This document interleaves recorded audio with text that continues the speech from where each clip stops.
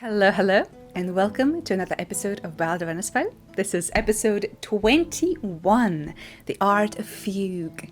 And, well, since this is episode 21, we do need a little bit of a refresher on what happened last time. So, who can tell us what happened in episode 20?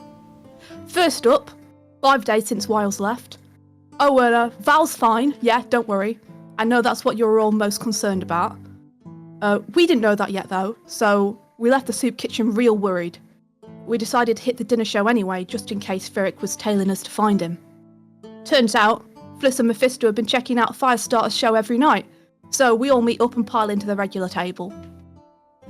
Magnificent Marco, eh? More like mediocre Marco. This whole thing is shoddy parlour tricks to hustle people out of gold.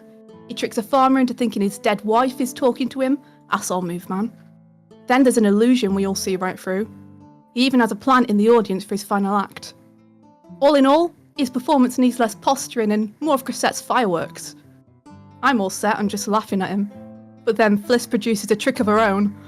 She's cashing in her Ritz IOU to get me on stage for the open call comedy, and I got the feeling I'm the one about to get laughed at. Well, I'll be damned if I'm letting her win this round, so I get up there. But when I look out, all I see are ghosts, and I can barely breathe, let alone tell a joke. Until I hear Kari's voice in my head. She uses her moonbear magic to do something really magnificent. She gives me confidence, man. I try a few funny family stories and the crowd comes alive. I must do okay because people start throwing money, like a lot of money. And we get wine, and people say I can come back if I want and have free food. I don't know, it's a wild night, man. It gets wilder, though, when we get backstage and Kari recognises moustacheless Marco as Marcus. Remember? It's that shifty guy who was eyeing up Betry just before he got spirited away to the Primrose Parlour. Marco denies it. I don't like this. If he's a visitor, I don't want him anywhere near Firestarter. At least I get to see her hanging out with Wickmore, though. She looks so sad when he disappears to read those reports Candor dug up. But, you know, at least reading should be a chill time, right? Right? Yeah, that's what we thought too, but the next morning, we wake up to a scorched wick in the corner. They do not look okay. Kova whips up some soothing minty medicine and tries to figure out what's happening to him.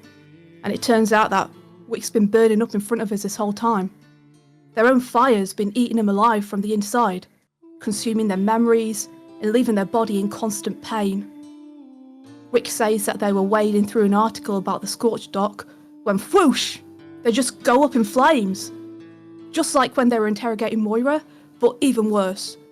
They'll make it to the Tangle Run in time to cool off, but it's way too close to call. As Candle lends his jacket and his ear, he confides to Wick that he's seen people explode from similar magic in Palaxia. Hey, that's fucking terrifying, actually. We gotta do something about this before it's too late. We all need a sec before we meet Gwen.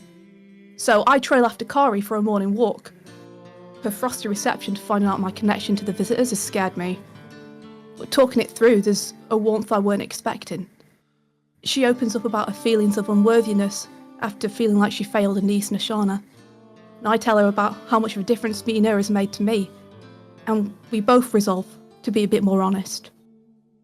Speaking of honesty, Gwen's is a time. She wants to confirm that we trust her fully before sharing more info.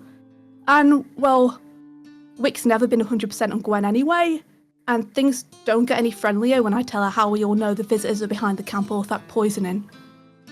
She's pissed I didn't tell her when they first gave me the job, and I'm pissed that she expects me to put my family at risk. But then she drops the revelation of all revelations. She says that she's been protecting me and my family this whole time. Yo, I'm sorry, am I going fucking crazy? Is this real? I'm still processing what this means for me as she's telling us about our next job, investigating the explosion site, bringing Ovid back from Camp Orthac. And that's not the only bombshell. Gwen's got theories about the soiree visions. Only a handful of guests got personalised visions, and mind reading's off the table, so she thinks that it's someone who knows us. I'm a bit distracted though when she mentions Ash is one of the people badly affected. He had to be escorted out, and she don't know if he's alright. My mind's all over the place as we leave her office. But I'm present enough to know I owe her more than I realised. It's not much, but maybe a writ IOU will show her I'm sorry. And I guess she can use my real name. Amazing. Wow. So, of course, you get your inspiration. You might need it. We shall see. So, let's jump into the episode 21, The Art of Fugue.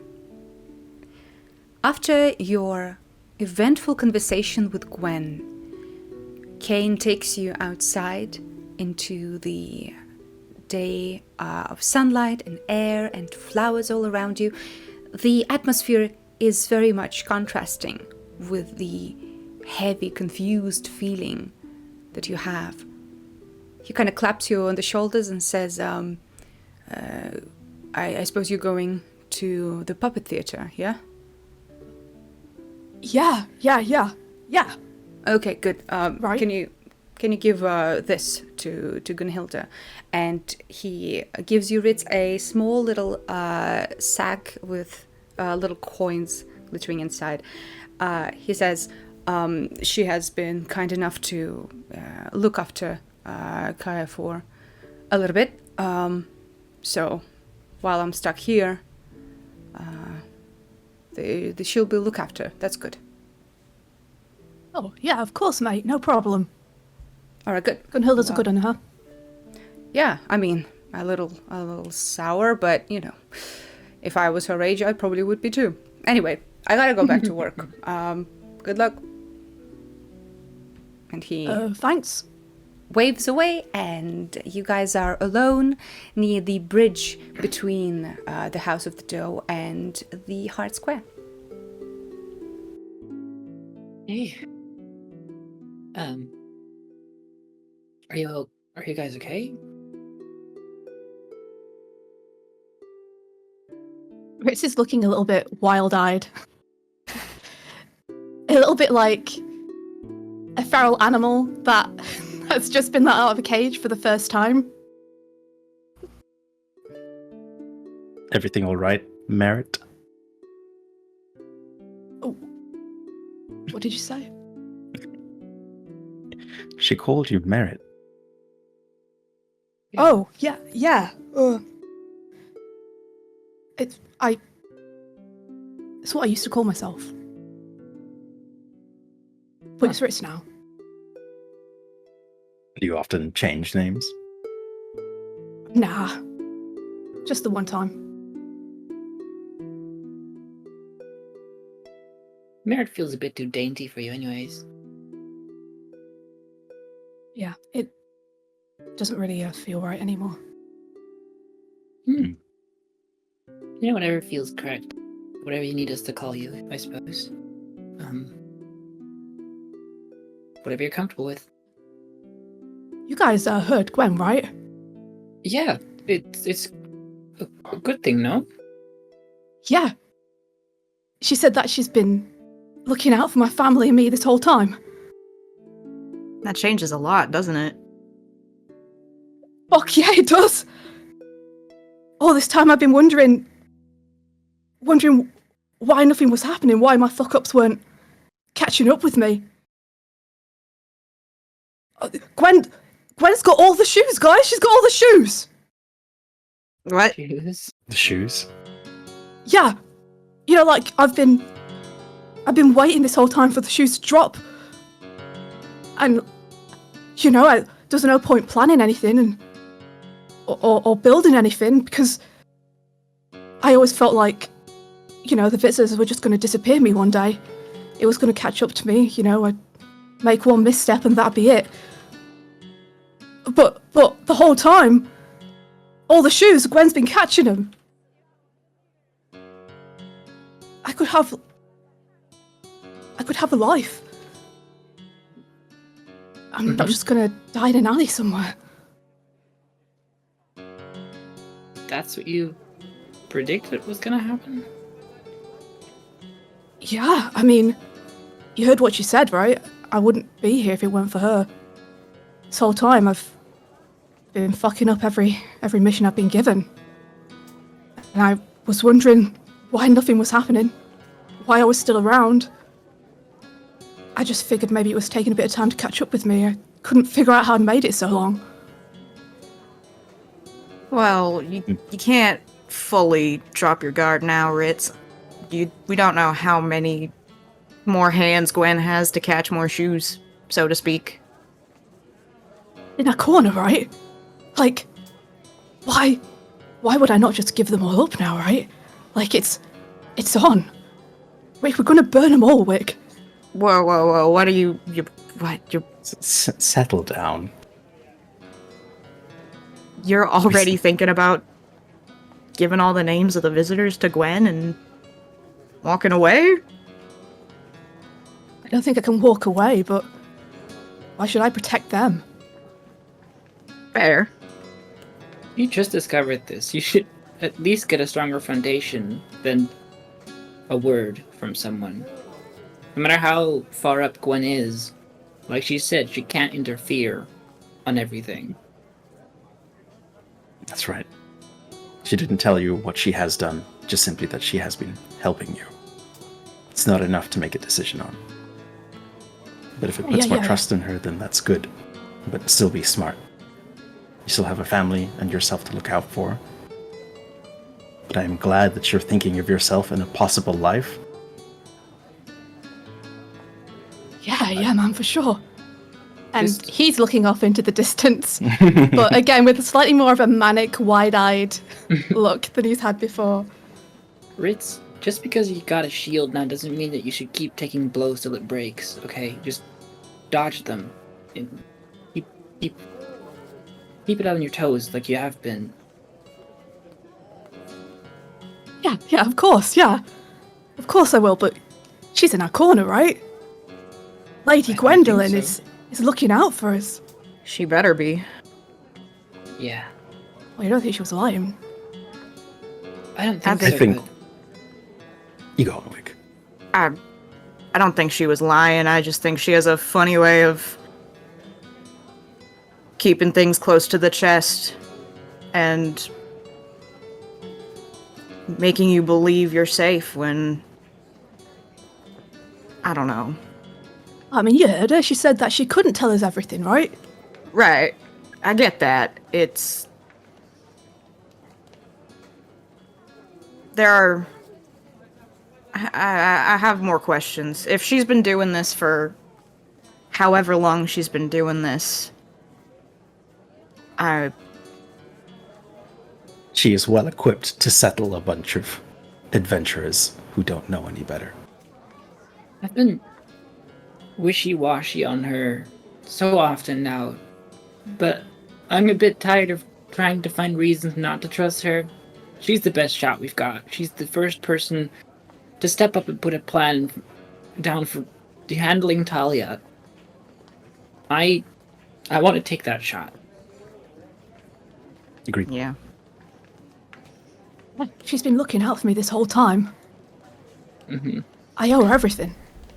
Well, By this point, Everything is a little much. you guys reach the Bard's Row, and in the distance you already see the puppet theatre Tiny Tragedy, and there's a small group of children milling about in front of it, clearly waiting for the next performance. Do we see any of our children friends? our children. Our children friends. Normal sentence right there. Give me a perception check, Wick. Yay! Bum, bum, bum, bum, bum.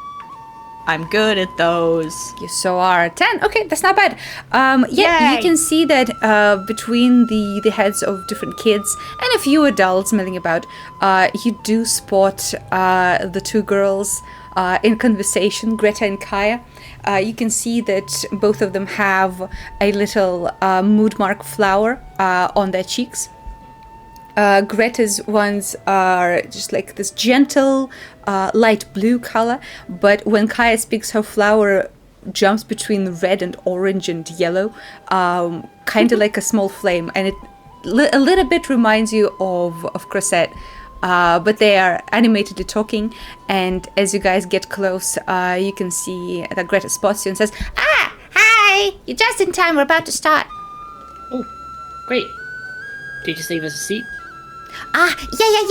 Let's go. And she starts grabbing Yukova and Uwick by the hands. Oh. Oh.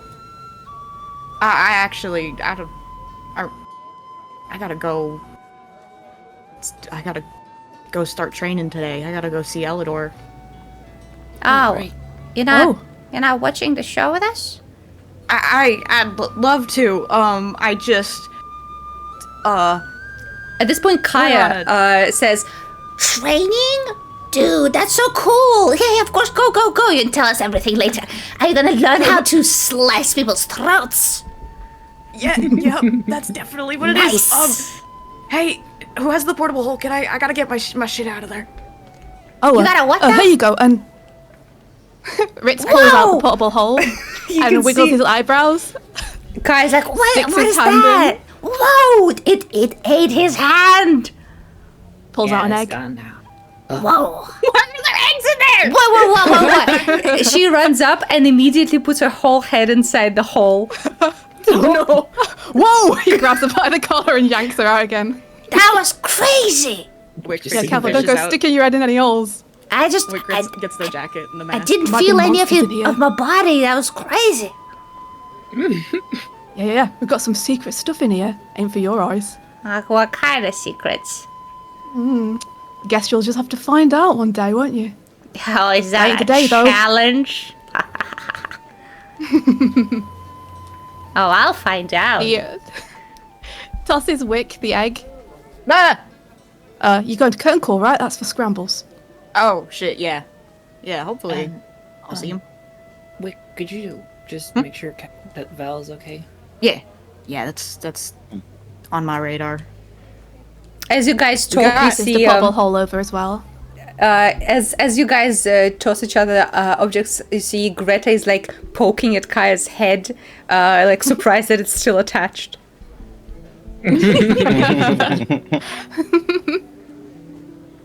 Anyway, we should go. Grandma is saving us the best seats. All right. Well, bye-bye, Wick. Bye-bye, Wick. Bye. Tell me all about it later. Just before you go, Wick, you guys, you were at the library the other day, weren't you? Oh, yeah. You saw Ash, right, at the rail signing? Oh, we kind of left before that. We didn't see anyone other than Callum there. Yeah, he was judging the poetry competition, and after that we kind of left. We didn't really want to deal with the Gilded Grail. You know that kid? You seemed to react when Gwen brought him up. Yeah. Yeah. Yeah, I guess I used to know him. He's important to you, right? You were shaken at the soiree as well. Yeah. Yeah, I kind of need to know he's okay. We had a bit of an argument at the soiree. Oh. Yeah. I mean, I said a bunch of shit to him. Kind of blamed him for some stuff that weren't his fault. That was at Ovid's, didn't he? What you said. Yeah. I just... If he got a bad vision, knowing Ash, it could have been real bad, and I'm just a little worried. Well, if it was a personalized vision, that's definitely on our radar. Do you want to see him? I always do, but I don't think that he wants to see me right now. And I don't want to make it worse. Well, not going is going to make it worse regardless. If you've got your friends around, keep them friends, if you can. Reparations are important, and he is suffering right now. We have the ability to help. If something happens to either of you before you make up, before you talk, you're always gonna regret it. Yeah. Yeah. We can back you up. Exactly. You do that? Of course. His ma don't really like me that much. So maybe backup would be good. Hell, we could even use the Gwen card. True. Mm-hmm. We are investigating the visions, after all. Imagine Maeve's face. Unofficial business for Gwen. Yeah, good luck, Quick. We'll come grab you afterwards, right? Yeah. Yeah. Have a good puppets. Hell yeah. All right. As you Say hi, talk, Dalador. you are the last ones to come into the theater. The girls have already got bored by your hushed conversation. And as you go in, this is the smallest theater you have seen so far, even smaller than Laughs and Lentils.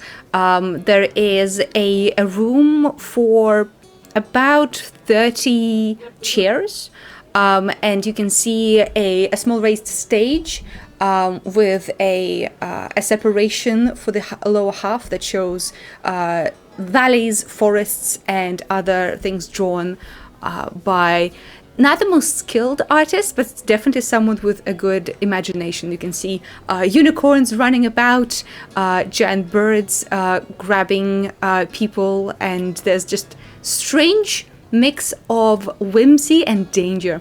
But as you get in, you can see that the lights start to dim, and Gunhilde is waving you guys to one of the first rows, where as you sit down, the play starts. As you can see, the small curtain falls for a moment, and on top of blue sparkly material, you can see the name of the play, Vienor the Invincible. The children start hushed conversation, and they start giggling and pointing at each other. Clearly, some already know the play, some see it for the first time. You can see that Greta is looking at it with awe, and on top of the separation, you see two puppets appear. One of a tall, muscular man in icy blue armor, and a woman with long hair that went from stark white to deep blue. As they hug and wave at the kids, you can hear somewhere behind the stage the voice of Ramila Atavas, Philistine's and Candace's mom, that says, "Listen close, children, for you will hear a tale of Vienor the Invincible, and how he saved the world. A long, long time ago, when humans first came to this land aboard a ship of ice, Vienor was a general to our first queen, Diadora, beautiful and wise." And the female puppet waves at the kids, and they wave back. "She created rhymework and used enchanted ice that never melted, hiding powerful spells within. But even the queen of her power and kindness was powerless against the dark fate that awaited her. A fate that even the strongest of warriors, Vienor, couldn't protect her from." The children gasps, and you can see some of them worriedly looking about, trying to find that danger. "Long centuries of war against the elves seemed to stretch forever, but with Diadora's wise counsel and Vienor's armies, humans finally started to gain the upper hand when a disaster struck the land." And you can hear whooshing sound from backstage. And guys, give me a perception check. 10, 19, 15. Okay. So Ritz and Kova, you guys noticed that the whooshing strange sounds come from the musician backstage, who between playing his big standing lute is moving about a saw, and the metal like wom wom wom makes this strange sound that he emits from backstage. And the person actually is familiar to you. You see a surly looking red hobgoblin that you've seen only once before in the dead of night. Oh my god. Yes. seems like he's moonlighting as a musician in the puppet theater. The same guy who was in Meat working Pie 2 Mart. jobs. Yep. So, I tip him a gold. sure, you think send a gold The flying. second time we do this with him. Yep. He doesn't spot you yet, but you can see the gold, and between the riffs, he just grabs it from the wooden stage behind his chair. And so, this war continued, but a decisive action led to the end of it all. A heretic mage from the western land of Gilad, called Alfina, decided to go against the natural order and demanded direct help from the gods. A puppet of a woman in a trinecone hat with frazzled blonde hair appears and starts flailing around like crazy, looking at the sky. Blinded by ambitions, she traveled to the skies, but the entire world paid for her selfishness. The gods vanished. There was no one to answer our prayers. Humans, elves, dwarves, all were abandoned and alone. You can see some of the kids that say, no, they're clearly feeling for the sad puppets on top of the stage. But that's not all. Without the watchful eye of the gods, the evil awakened. All kinds of fiends and demons rushed to usurp the land, and only Theodora and Vienor stood strong against them. At this point, you see Mr. Mephisto inching towards the center of the stage, clearly held aloft by Felicity's hand, rubbing his tiny little hands together, when suddenly... Ritz is like, hell yeah, Mephisto! Crowd favorite, clearly. Some kids point at him, some clearly recognize him from elsewhere. But as he starts inching closer and the other puppets seem to not see him yet, that same blue curtain falls now perpendicular between Mephisto and the humans and separates them. As Ramila continues, Theodora, in her final stand, used all of her rhyme work to seal away the evil. Vienor swore to his dying queen to forever protect her people. And as Theodora's hands grew cold, so did Vienor's soul. His body went pale, his eyes turned into shards of ice full of determination. He drove away the lingering threats, both elven and devilish, and declared that we shall worship the wise and all-seeing spirits of stars. And at that point, you see beautiful painted cardboard animals floating above their heads. And so, the doe, the eagle, the bear, and the wolf, and many more constellations, led the empire Vienor built the strength and power to continue thriving. Since then, Vienor rules justly from his seat in the snowy Understad. He is forever sequestered in this cold north, because it is said that as long as his cold heart remains where Theodora perished, he will forever protect us all from future threats. And with that, the curtain falls back. The children clap. Some of them rush towards the stage to hold the hand of one of the puppets as they all bow.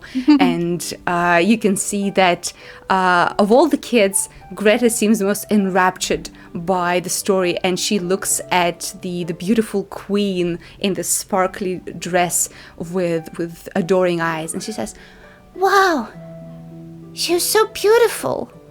Why did she die?" I think Ritz is just watching Kari and Greta, who are probably like sat together. Mm-hmm. Yeah, Kari, you can see that Greta is kind of looking up at you with confusion. Couldn't she, use her powers to not die? When me and Kaio play, I always say that I use my magic to win, and she doesn't like it, but isn't that how it works? Unfortunately, the price of sacrifice is often what makes us heroes, but might not always survive. But her bravery allowed everyone to continue, for life to flourish once again.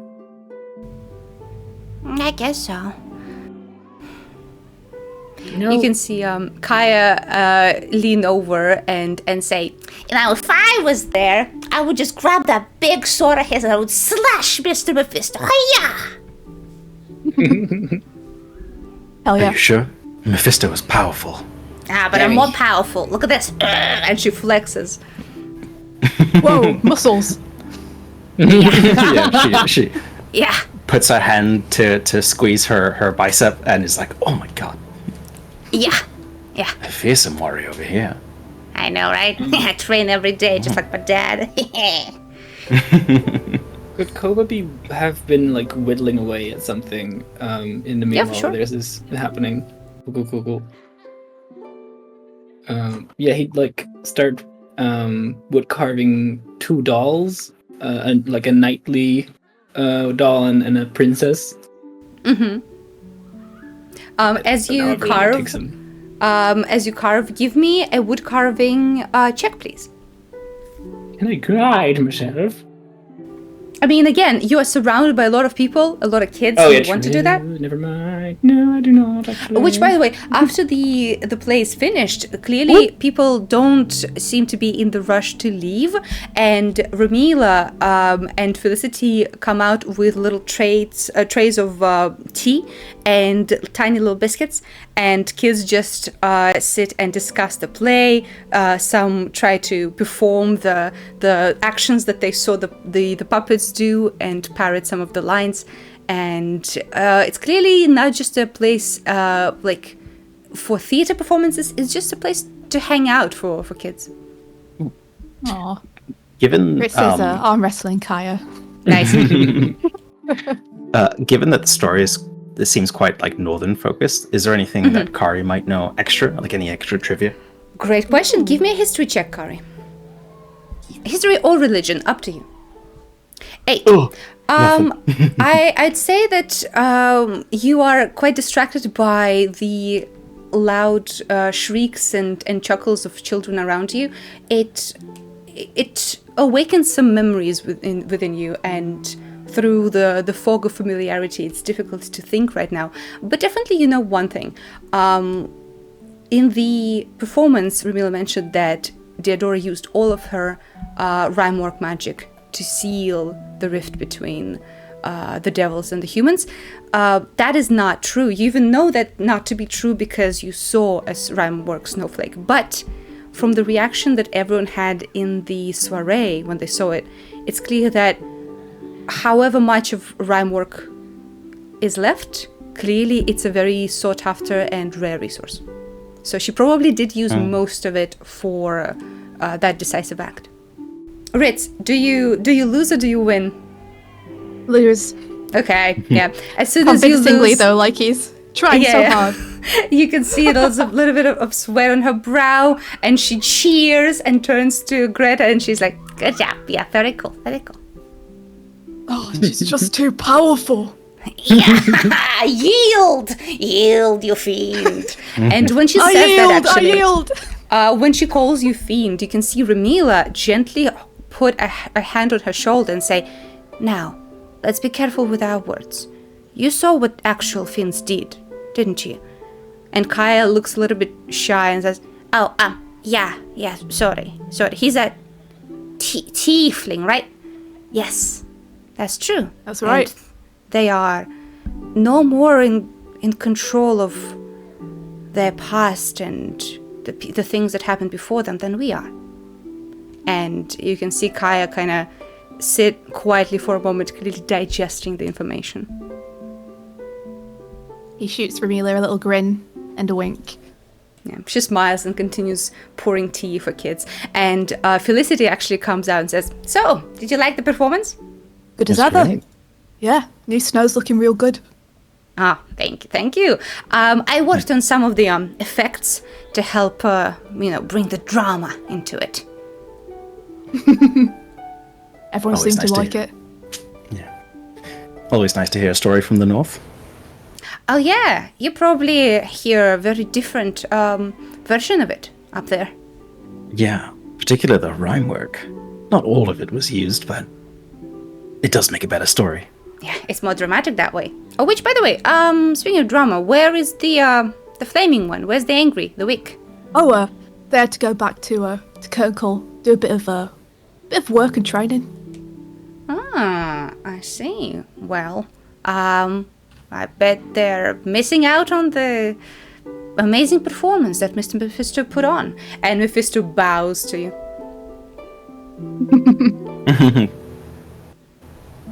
Yeah, I'm sure they'd feel a way about it. We got some shit we could catch you up on if you want, Fliss.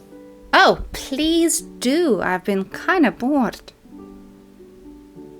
Just give me a sec. I'm gonna give this to Gunhilda. And he'll grab the little pouch that Kane gave them and just run it over to Gunhilda. Gunhilda has been mostly quiet throughout the performance, and you can see, even without too much time, that she looks exhausted, clearly looking after both Greta and Kaya, who is a lot of energy. For this elderly woman is a lot, so she kind of dozed off in the middle of the play, and as you come closer, she's just quietly napping.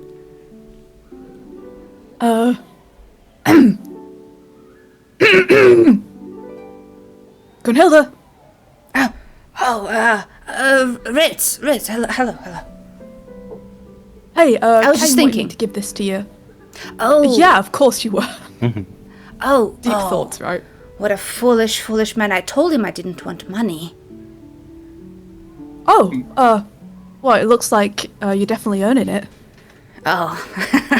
Yeah, I suppose I don't have much energy nowadays to look after two balls of fervor like these two.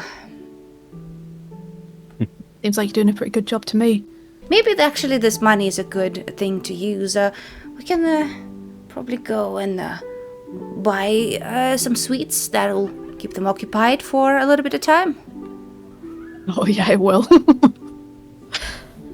So it's nice of you to volunteer to help Kane out. I didn't know you guys knew each other. We guess, didn't. We the didn't. kids hanging out, you know? Yeah, we just met because the girls became inseparable so quickly. He seems quite busy, even for a guard, so, I mean, makes sense to lend a hand. Yeah, I thought he was going to take, some of the day off when we offered to look after the kids and check out the theatre, but he's right back working again. Yeah, looks like the festival is a busy time. And what of you? You seem in better spirits. Yeah, got some good news. Pretty good day, actually. Oh, well, glad to hear it. Yeah, well, if you need anything, you can always find us at Boots and Lodgings. Ah, Boots and Lodgings, that's where you stay now. Mm-hmm. And what of young Betry? How's he doing? He's in a pretty good spot. Seems to be having a good time nowadays. We're actually going to try and see him tonight. So maybe I'll have more news on him later on. Oh, well, that's lovely. Tell him Joy and Bloom from us. Yeah, of course I will. With that, she starts to get up and tries to find the girls in the crowd. Kova, by that time, you're finished with your carvings. Yeah, he'll have like one little wooden knight with a bit of fabric attached as a cape, and like a princess sorceress, like one with a dress. And he'll kneel like in front of the girls, or kneel. He'll punch a bit, and he'll like sort of hold the dolls, but keep them still in his hands. Go, Theodora might have passed on, but she still lives on. And he'll point at the center of the princess-like doll. In here, different stories spread through the lands or amazing deeds, told differently, but in the heart of it, where it matters, her memory keeps her alive. So, make sure that whatever stories you tell, they better be entertaining. And he'll hand them the two dolls. Wow, you made this? Mm-hmm. It's just so beautiful. Kaya takes the knight and says, Yeah, I'm Vino the Invincible. Yeah. and she starts smashing it around at different bits of cookies, finding them like their enemies. Cute. As Gunhilda comes close, saying, Now, girls, let's go. Let's not spend all our day cooped up. And, well, there might be a bit of sweets in it for you today. and the girls scream, give you all a big hug. And actually, guys, give me insight. Okay, let's see. Nice. 14, 22, 15, very nice. And that's it. I'm waiting for Wick to roll every time. I'm a little silly. All right. So yeah, you all see that after even more time spent together, the girls clearly feel a lot of connection to all of you. And Kaya gives a big hug to Ritz specifically, kind of tugs at one of his horns a little bit. And Greta holds your hand, Kari, a little bit. And as you hug her, she whispers into your ear and says, I'll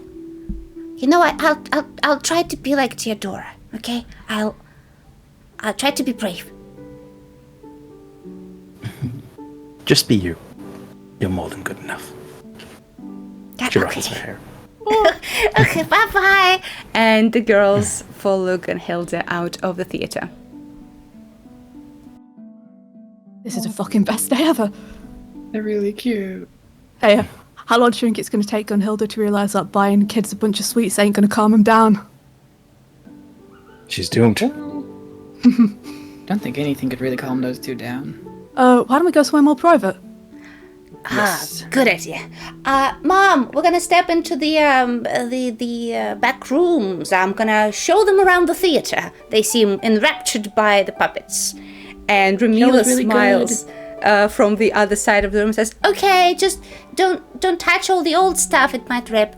and she leads you guys behind the stage, and there is not a lot of space there, but you can see just piles of limbs, bits of cloth, fur, some unfinished puppets, some giant puppets clearly created to be evil monsters to fight. There's one that looks like a dragon, but instead of horns, it has 2 carrots sticking out. And Felicity waves and says, Well, this is where all the magic happens. Wow. Oh, look at this one! This is Grabs amazing. one from the pile. Ritz, give me a D4. You grab something and it's purple and long, and you continue pulling and it's still going.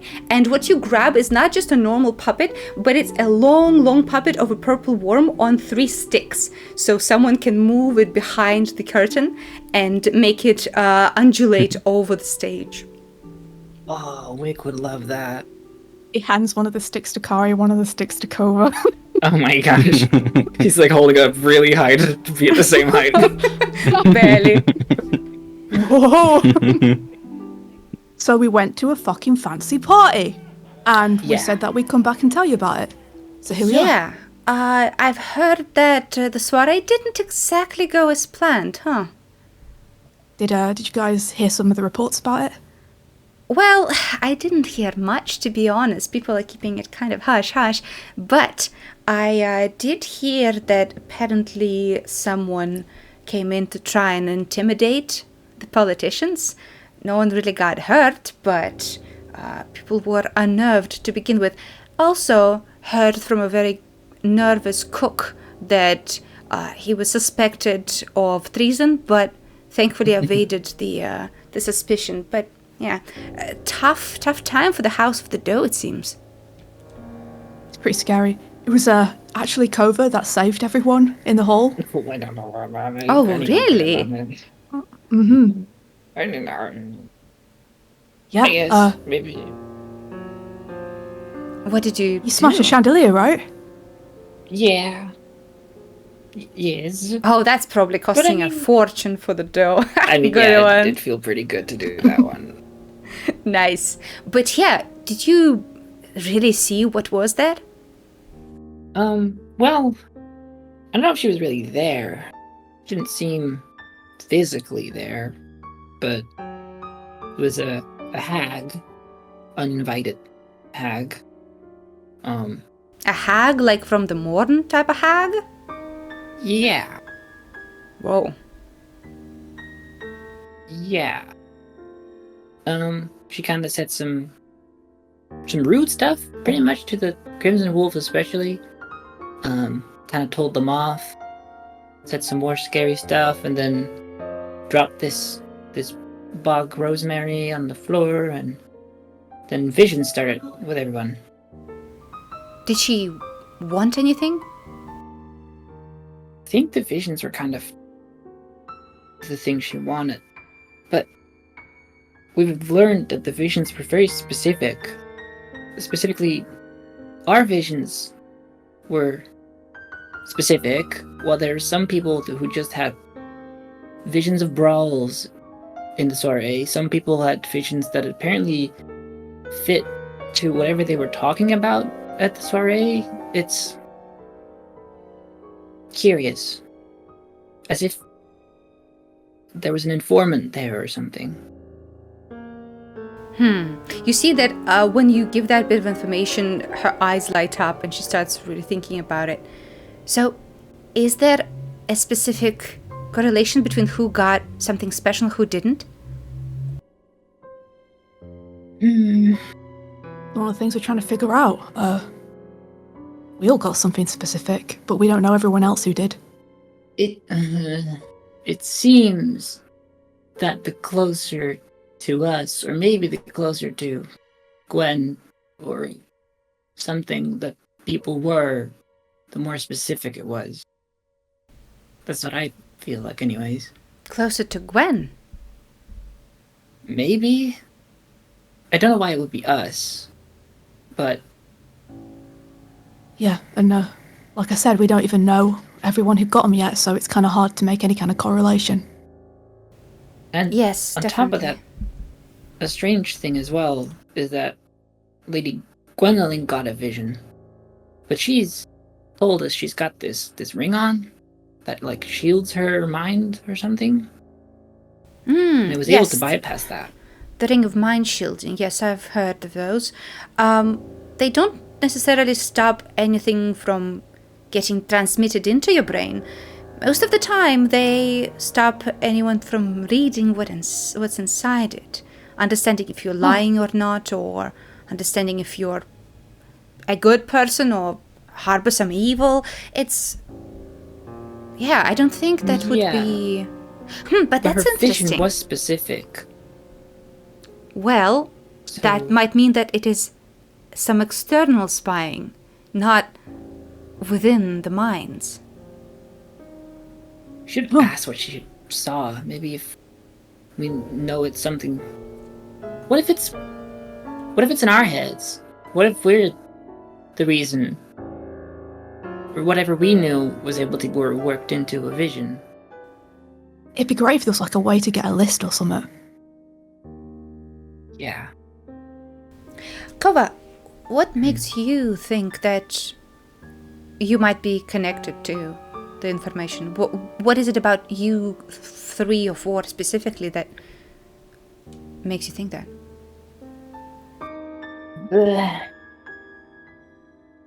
I mean, should I tell her, or is it not safe to tell these things, guys?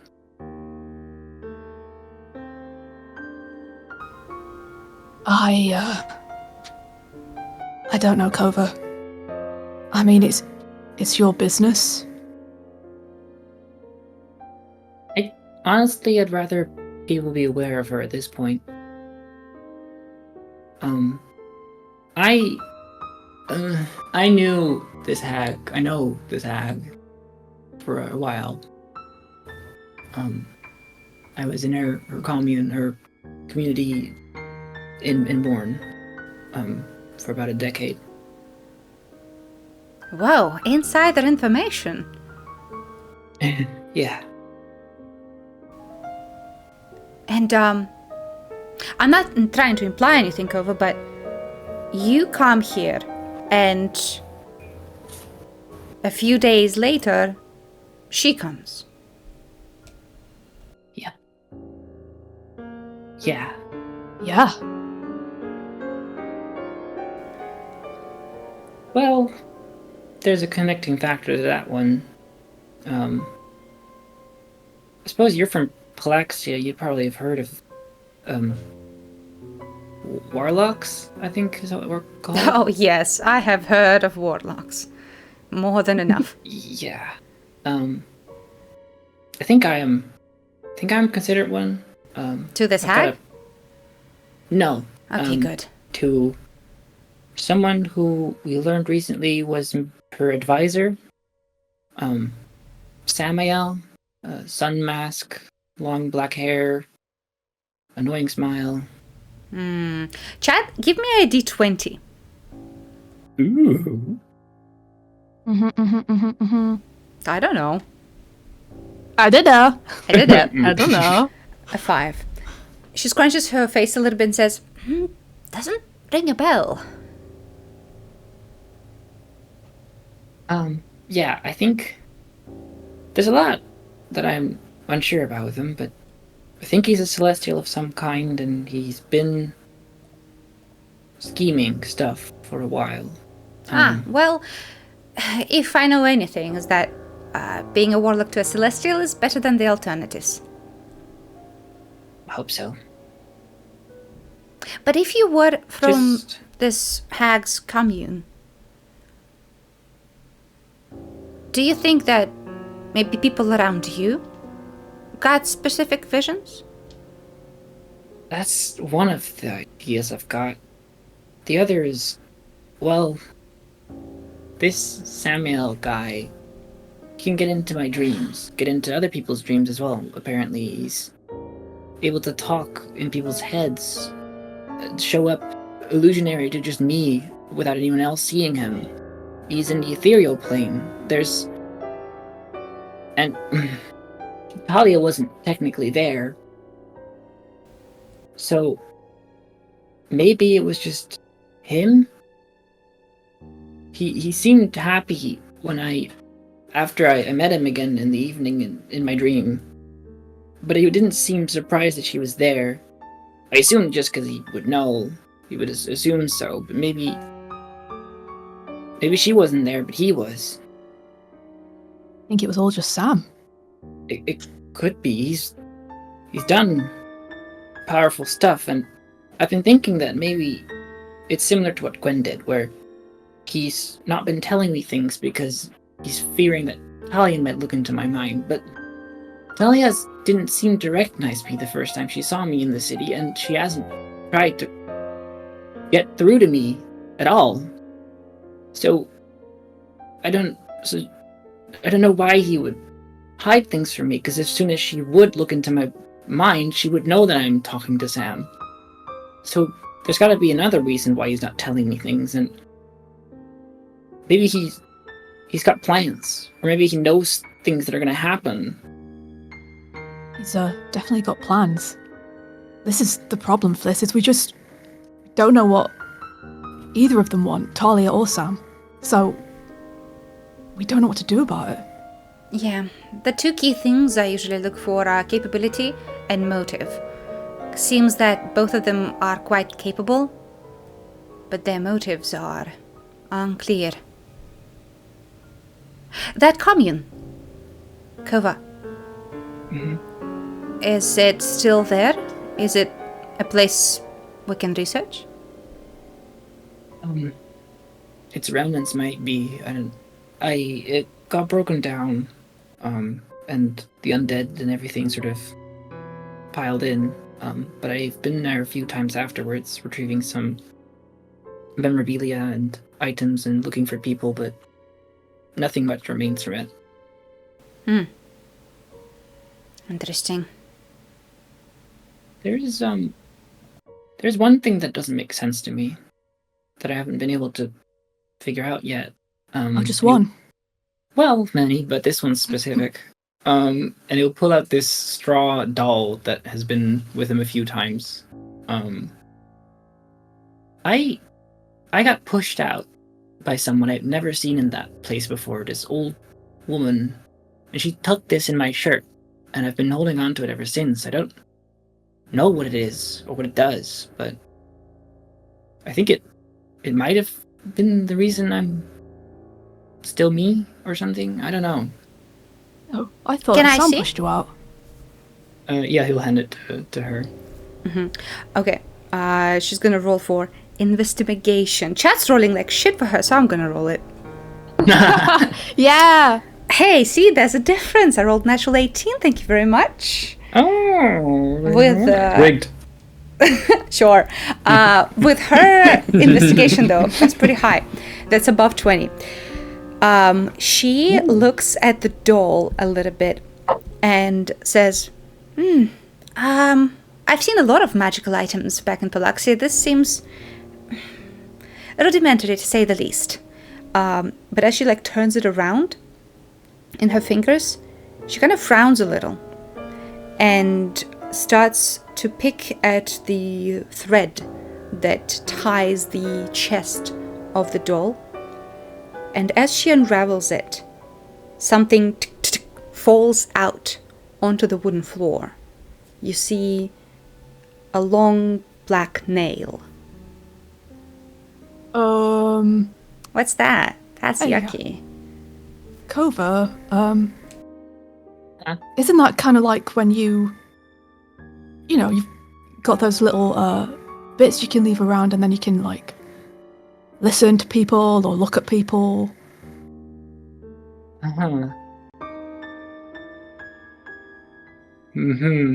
Does this seem like Talia's nail? How would you possibly know that? I've seen her hands in a vision recently. Okay, you know Does she what? take care of her nails? Give me a history check, Kova. Sure, I'll allow Does she you take that fingernail? a nail check. It's Talia's go. toenail. Okay. 17. Okay, 17 is not bad. Yes, she has very long fingers, and they do end in pretty gnarly black nails, so it seems fitting. I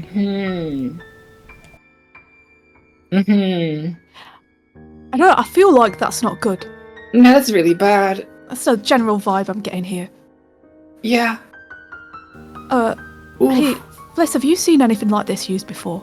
Oh, yes. Usually not as grody, but I know a magical track if I see it.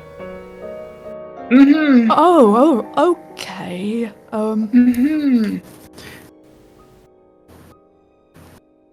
Okay.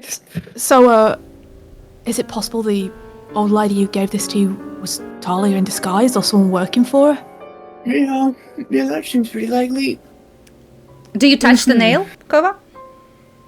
I think he'll yes, he will, but he'll do stuff with it if it doesn't. Well, we'll see what happens when he picks it up, actually. Okay. When you pick it up, nothing really happens, but as you lift it, Felicity leans to it and says, "Hey, if the hag is listening, I'm sorry. I didn't want to help them anyway. They can die for all I care. Peace out." Nice, covering your bases. Yeah, good, can't be good. too careful. And Mephisto says, "I meant all of it. I don't care that you're a hag." Mephisto! Tell him, Mephisto. Get her, Mephisto. Do you want us to die? Ugh. He'll grab the doll and shove it in the doll again, and then grab some type of fabric he might have on him to wrap it up, and then he'll ask whoever got the hole. Wick's got the hole right now. Oh. But, can I I just was wondering about checking it for curse energy, Yeah, that's kind of what I was gonna ask your family about with that IOU they gave me, but this seems pretty clear. But yeah, you do your thing. I'll just give it a quick once over, just in case, Yep. Okay, give me that Just sit in a arcana. corner. Alright. No. Also, Kari, do you want to do any of your own investigations? Let me know. There's something I do want to add. Oh? Yeah. Regarding Talia, there's a couple of things I want to note. Based on our few introductions. She was wrathful when we first met her in Gwen's office. She's a threatening woman. Sam likes to talk. And seeing the visage of Talia, that was almost performative. Didn't feel like that wrathful tone that she had. She was prepared to see Gwen and then annihilate a city afterwards. This felt more like Sam. And considering no one got hurt, or at least not in the way she announced herself the first time, it didn't feel like her, and I didn't experience the same headaches or pain from being around Talia the first time. That's and whether true, that yeah. was down to her being an illusion in the office or someone else's performance, I cannot be certain, but yeah, these are my feelings. It's what I've been thinking too. Besides my vision at the time, if you want to give me a bad vision, a complicated one that's going to make me feel things, you'd likely include Sam. And it specifically didn't. You mentioned a while ago, during your dream, Sam told you something about it, or he gave it to you for a reason? He was surprised and proud that I did something, that I stood up against her. No, before that. Mm-hmm. It was one he had conjured for you. You mentioned you had it was after you shared a dream that you don't normally have, and that was when you told us about Sam giving you something there. You mean when I saw through Lady Talia's eyes? Just above table. It was the dream he made for Kova to give him something nice. The one with line. To warn him that Talia was coming the day after. Yeah. Exactly. The Windows background dream. Yeah. Yes. I mean, he said he put effort into it. He's reused the area second time around. Seems like his dick now, but yeah. What about it?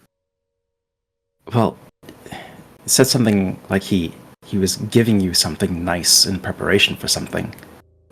If he's the one behind the visions at the soiree, was that his weird behavior an apology for what he was about to subject us all, and in particular you two? It could be. I've been thinking that either he's really good at setting up plans and he knows what's going to happen because it's all him doing this, or maybe, divinatory magic is a thing. Maybe he's some type of oracle, or he predicts something, or he knows he can see things in advance. It would make sense then why he's an advisor to her. She wouldn't playing dragon chess out here, right? Yeah. It seems so. Fliss, do you know anything about Celestials? Some things. Chat, roll me a d20. Also, Ritz, for your 15, you don't sense any curses on it, but there's definitely a dark aura around this. Mm-hmm. Okay, that's to be expected. So, as they're talking, he'll just, wordlessly palm it back to Kova.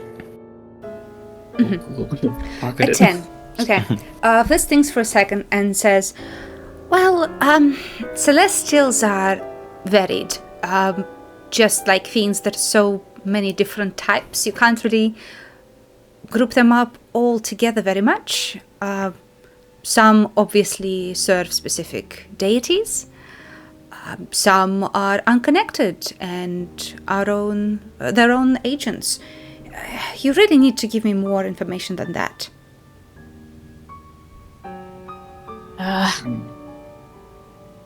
Does he have wings? No. A flaming sword? Anything like that? No, he's pretty normal, human-ish. He wears fancy silks and he wears his sun mask that he doesn't take off ever. And that is see interesting. him in the ethereal plane. That. Ethereal plane is a place very much frequented by some mages.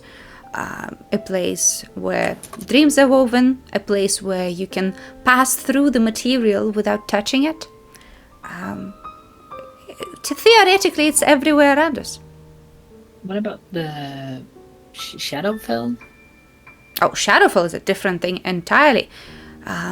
So as far as I know, dark, gloomy place. Not many venture there. Yeah.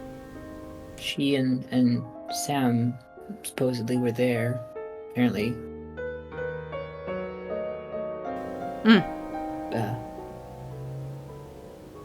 Yeah. Is that where they meet? Because if yes, then, I mean, maybe we can spy on them for a chance. How would we spy you into think? Shadowfell? Yeah, how? Well, magical trackers can be made if you can sneak one in. I can make them, but they don't last very long. I don't know, I'm just spitballing here. It seems that if you know where they conspire, then it could be a good place to investigate. Oh. No, that's really smart, Phyllis. Yeah. Maybe we can find someone to help us make something like that. Is your familiar able to track? Or to cross planes? She might be, but I definitely can't check in with her after a certain radius. I couldn't Right. even check in with her when she was going to Val, and that was not that far away. Your advice would be to look into the Shadowfell, right? Well, that's what I would think. If they come here and impose their schemes, surely they don't expect anyone to do the same to them, you know? That's what I would do. Have Celestials and Hags ever interacted in history? Don't know much about hags, but could be another thing to investigate. I do have a question for you, Felicity, regarding another matter.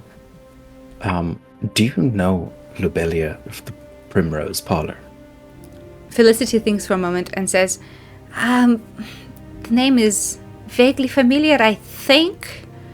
That's the person that Snagglesworth is into, but I've never met the lady. You don't trust the Primrose much. I mean, how much do you trust any business? Well, So true. yeah. We might be heading in there tonight, though. Doesn't your family run Oh, a big business? spenders! Well, I mean, we'll see if we can get in without spending any money. Snags has a few tricks up his sleeve. I'm sure he does, that little scamp. Well, if you do, I need the juicy details. And also, you definitely need to wash up before you go. Oh, Yeah. yeah, they look at their clothes, which are like sewered and slimed and just. Yeah, not great. Well, then I shan't keep you.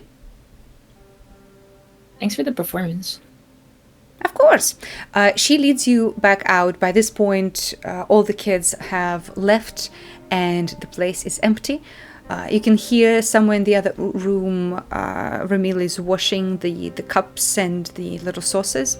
And as Felicity leads you guys to the door, as you all start to leave, she puts a hand on your shoulder, Kova, and says, "Hey,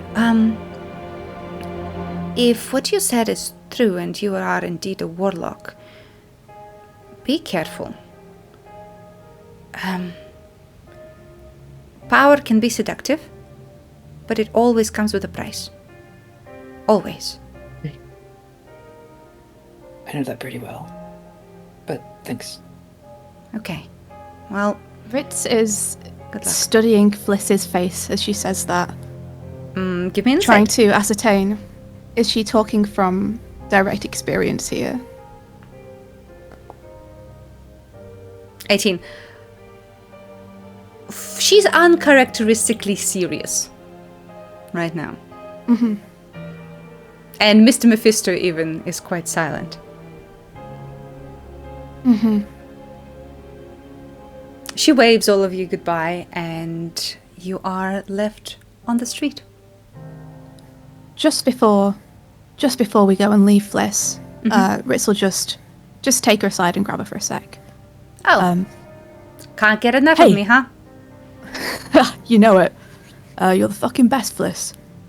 Which is why I'm telling you that we got a mission from our benefactor and we're going to be going out of town for a week or two in a few days. Oh. So I'm telling you that. And I'm going to come back. And yeah. Happy? A little. May I ask a small innocuous question, Ritz? Will you be taking any books with you? What's a book? I think Kova's probably got a few squirreled away. What, you got any recommendations or anything? Never mind. You're so bad at this. Anyway, good luck. Huh? And she leaves. Ritz looks so puzzled. I told her we were leaving and she asked me if I was taking any books. Any books? Yeah. And then she went away with this weird smile on her face, like I'd missed something. Huh? Is this Right? some It's not just me, right? odd Palaxian flirt?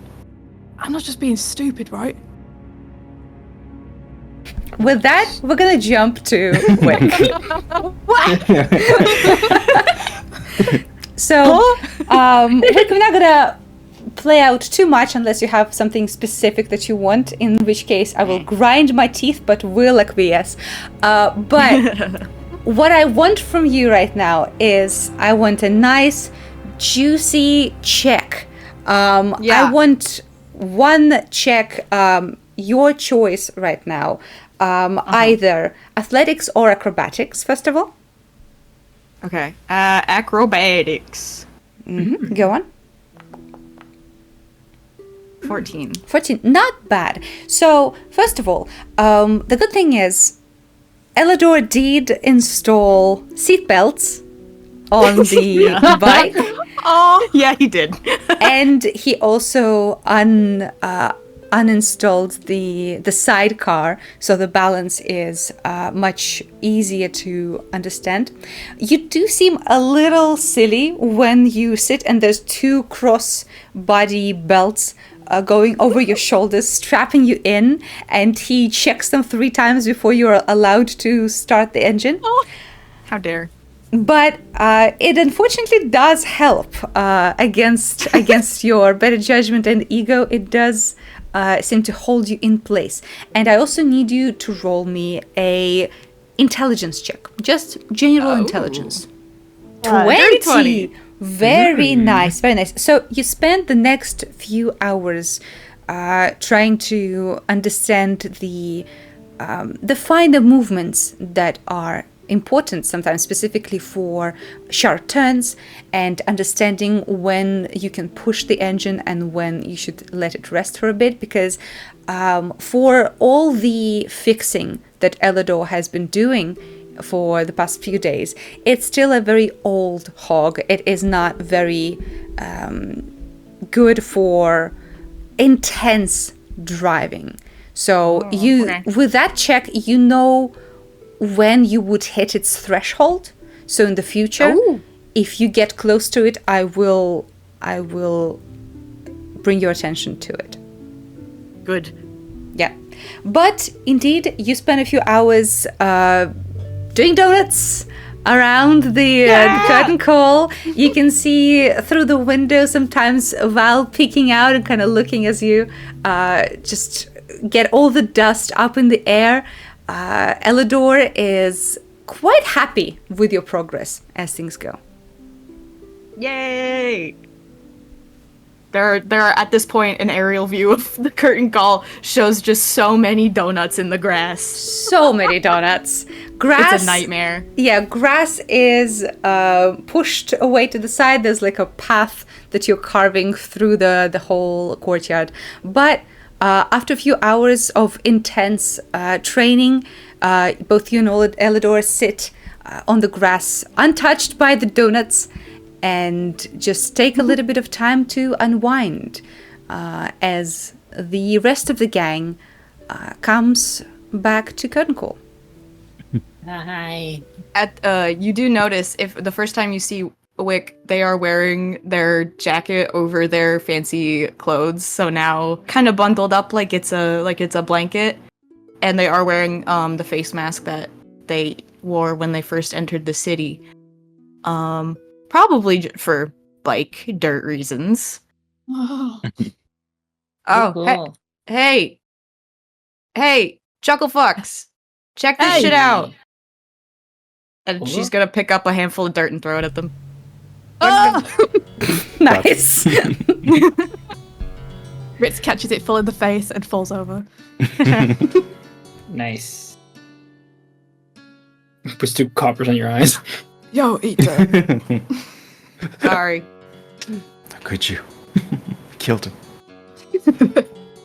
I'm risen! He sits up. Ritson. Nice. Nice. How'd it go? Good training? Another concussion? I mean, No concussion this time. Wick's getting Hey. better, that's for sure. Yeah. Nice seatbelts. Shut up. Hey, listen, you'll have to use them when you're out there. You still can't do Are those you tight sure? turns. Are you sure that isn't like an unfair advantage or anything? No, it just makes you look stupid, and that's the drawback of it. I put a fistful of dirt in his face. Ow, motherfucker.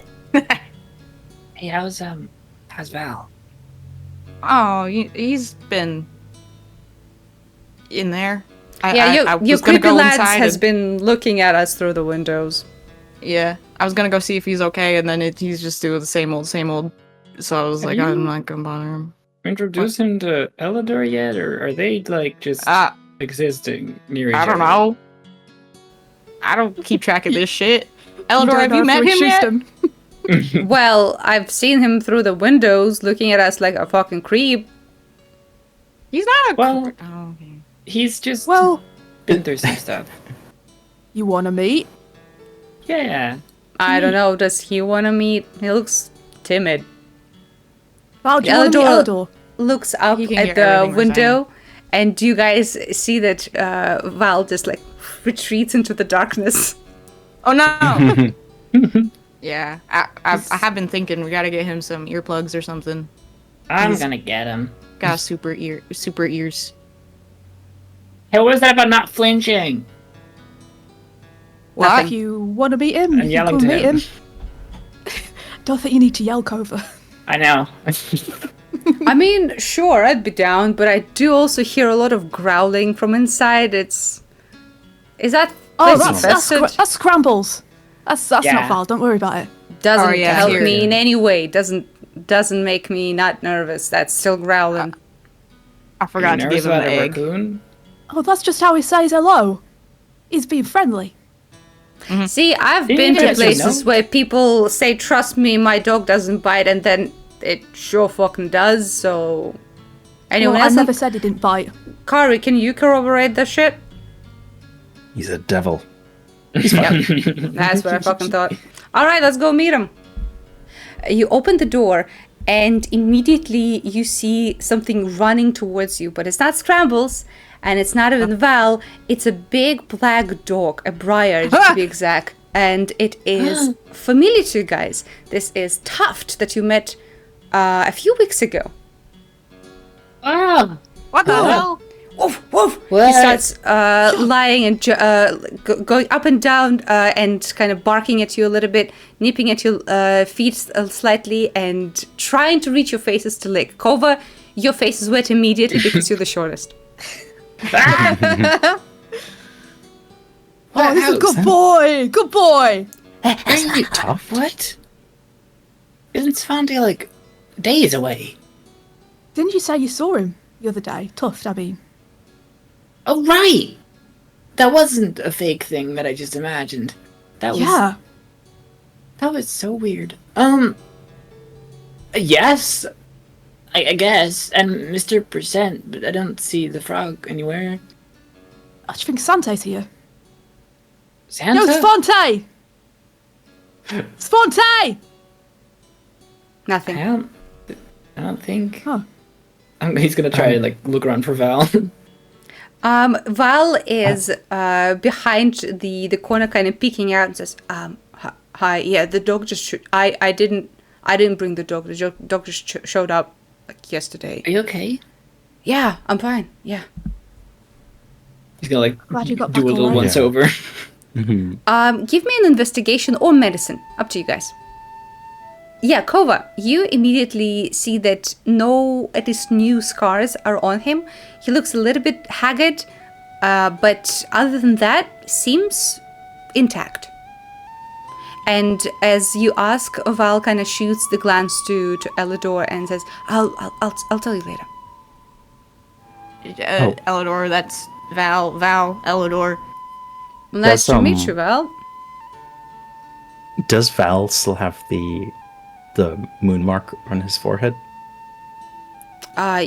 You would be able to see it, I think, yes. Cool.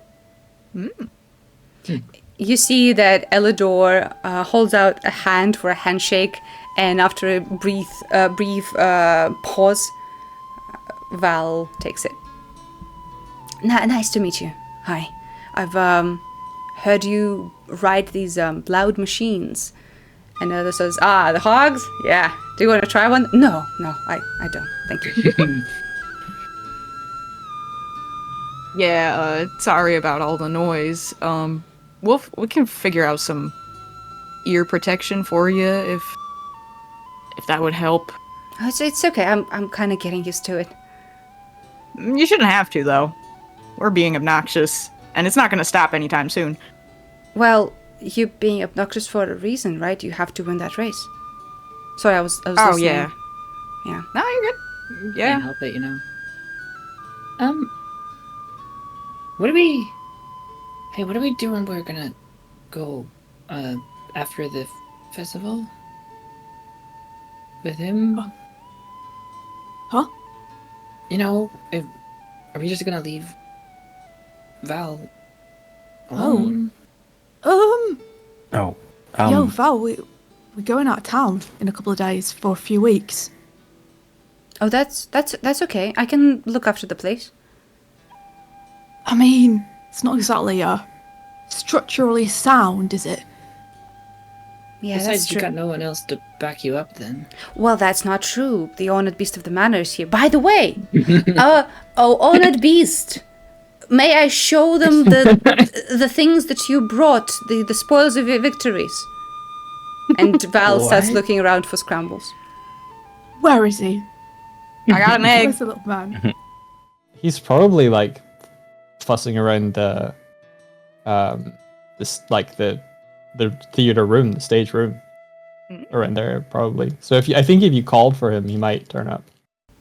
Yep. So as you guys wait for a couple minutes, you see that Scrambles saunters in, and as he does, Val says, the honored Scrambles brought these, and he shows potions of health, potions of healing. Whoa! Whoa! Where did you get those from? Scrambles, where the hell did you find those? You don't think they actually went on a mission, did they? What? I mean, Wick, of course I spoils did. of It's war, Scrambles. Victory. I thought we were being sarcastic, but What? I No, mean, I did Scrambles see is a professional. Line look through, and I saw Line with the frog and the dog and the raccoon. So Wait, they got a little team. I suppose Fucking maybe. adorable. Is that why you're here, Tuft? You're helping out Scrambles? He licks your face. Aw. Should I start casting the? Do you think Tuft is talkative? If you look at Scrambles, he's just like, his head just sort of sinks to the floor as if like you have no idea. If I could just give a visual description to Scrambles as well, you can tell that the energy around him is quite a bit different. Usually he's a little bit like mischievous looking. He's got a bit of a manic energy to him. You've never seen him a more like drag through a hedge backwards feeling look to him. He looks extra tired. He looks kind of he's A little been through haggard. the mill. He's a little more haggard, and he's kind of breathing heavy. And like, if his kind of center of gravity has kind of like dropped a third of his height, like he's holding himself quite heavy right now. Ritz is gonna run over and scoop him up. Actually, before we talk about what this revelation's gonna be, we talked to Fliss, Wick, and I have an item that I've had with me since the start, and Fliss discovered that it contained a nail that looks a lot like it could be Talia's nail. Oh, not like a carpentry nail, like a yeah. one that you grow and stuff. Oh shit. Yes. So Oh.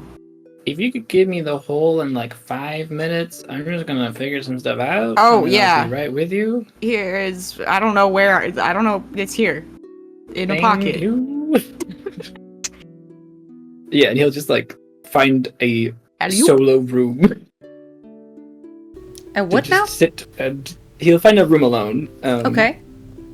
And he'll take out the nail to first, do a once over himself properly now, and focus on it, see if he can like connect to it or do anything with it further than just have a nail in his hand. Okay, give me an Arcana check. Get guidance. What? Okay. 15. Okay. So, yes, there's definitely magic connected to this. The feeling is familiar. You have definitely felt this magical presence before.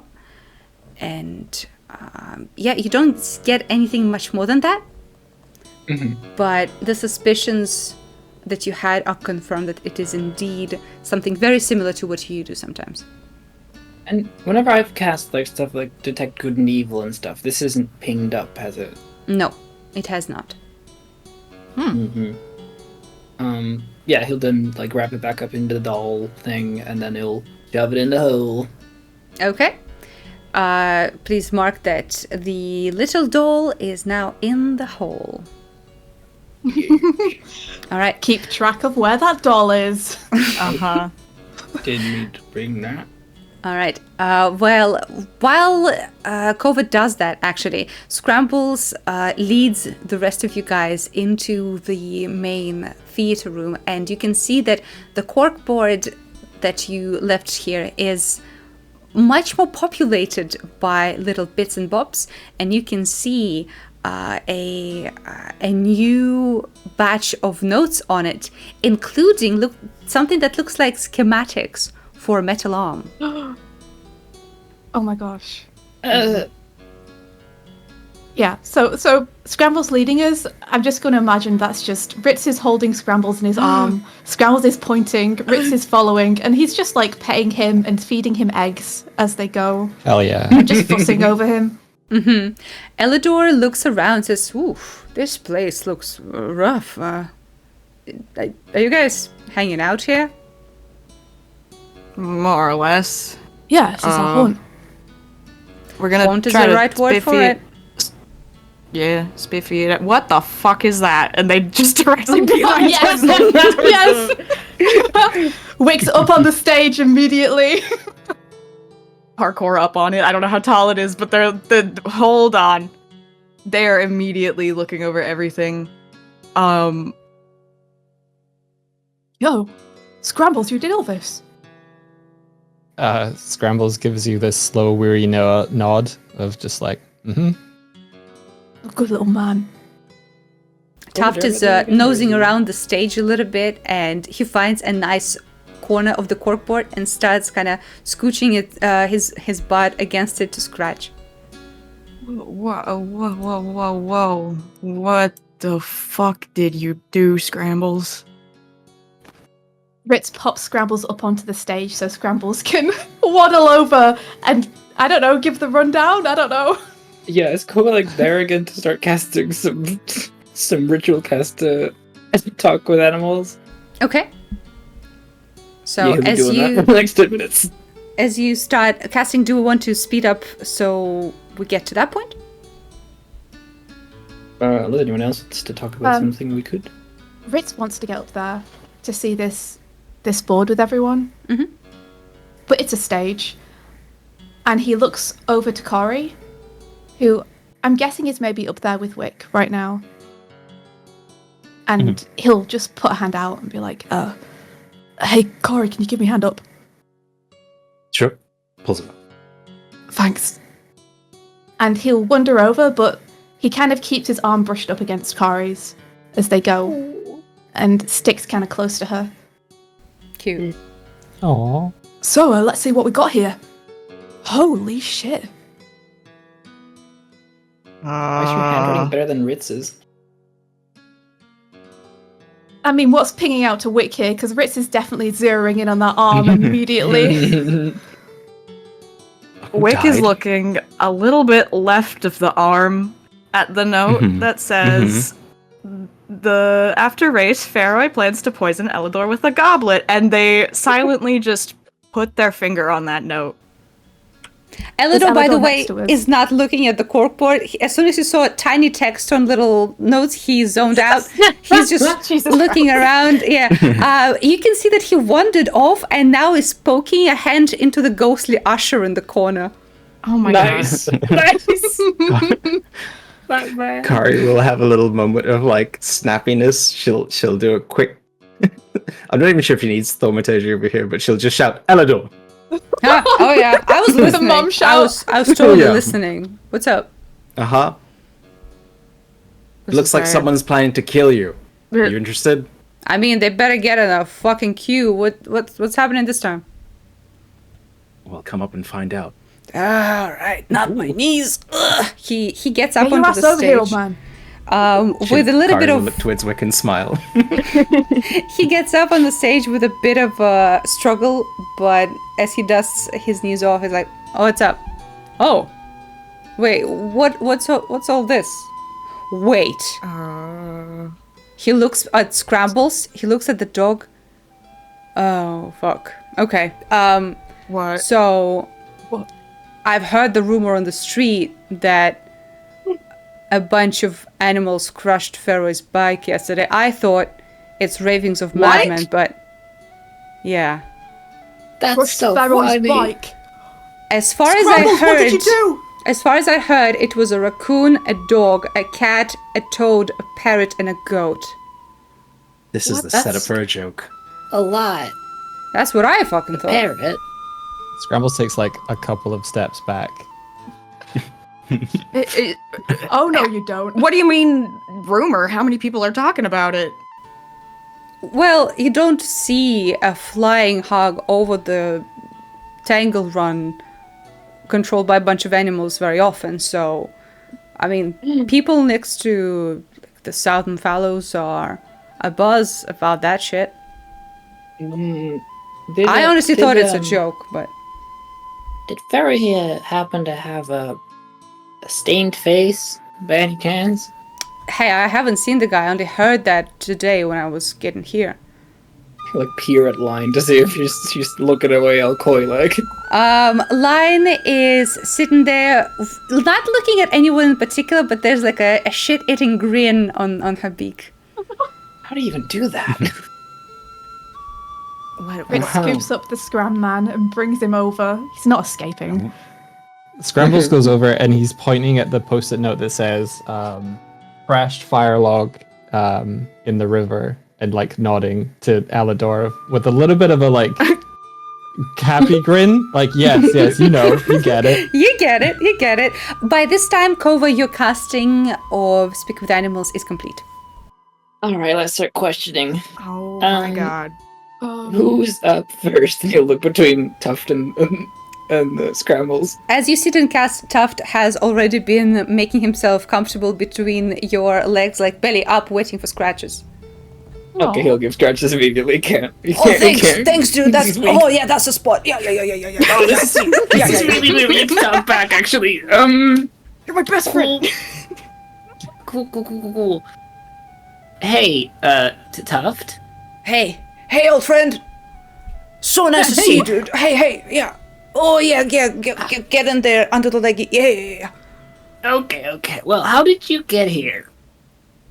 Oh, well, I ran a long time, and then I saw my new friends, striped friend, little green friend, the white friend on your shoulder. Yeah, and then after that we ate crab legs and I was here. Okay. What happened between meeting and the crab legs? Oh, we went like on a cool mission. We met some other long friends, but some of them were not very friendly. We got in there. I bit one of the long friends, and I think we took something. I don't know, can't be sure, but it was very fun. I liked it. Cool. He like failed to get on stage once, then get on stage the second time. Wait, you going? Okay, I'll go with you. And he jumps up. But yeah, like Okay. I actually came here because my friend needs help. My big friend, my best friend, he needs help because a bunch of stinky dogs attacked, and it's not great. Stinky dog. Yeah, the striped tell this to friends. the group as he's going. Striped friend told me that you guys would be able to help me get some supplies for my best friend. Best friend Savante? Yeah, my best friend. Okay. Big ugly dogs are chasing Savante. Big ugly dogs. Oh, Ooh. No, it's okay. I protected Svante. I took the heat, made the big stinky dogs go after me instead. But I'm worried because I'm here and he's away. I want to make sure he's all right and has all the bones that he wants. You know. Okay. Ooh. How did these big stinky dogs look exactly? Oh, they were very big, very stinky. Patchy fur, not very nice, not very silky like mine. Okay. Walk like the long dogs. They walk like the long dogs. Were they like what color? What were they colored like? What did they look similar to? Like a sheep that got in the mud for like 2 hours. It's like very brown they're and brown. patchy. Not nice dogs. No. Okay. He'll look at like the group as he's telling them what he's hearing from Tuft. yeah. From the one-sided conversation, they can probably gather, right? Oh yes. Bronte needs help. Yeah. But seems to not be under danger right now immediately, but he does need help, probably. Yeah, we gotta help him, right? Yeah, we're going that way, right? After Yeah. the festival. Yeah. Okay. Good, that's I think good. we owe him. The Cool. not cool, nice cool. dogs, guessing are the gnolls. Yeah, I'm Oh, thinking the shit. same.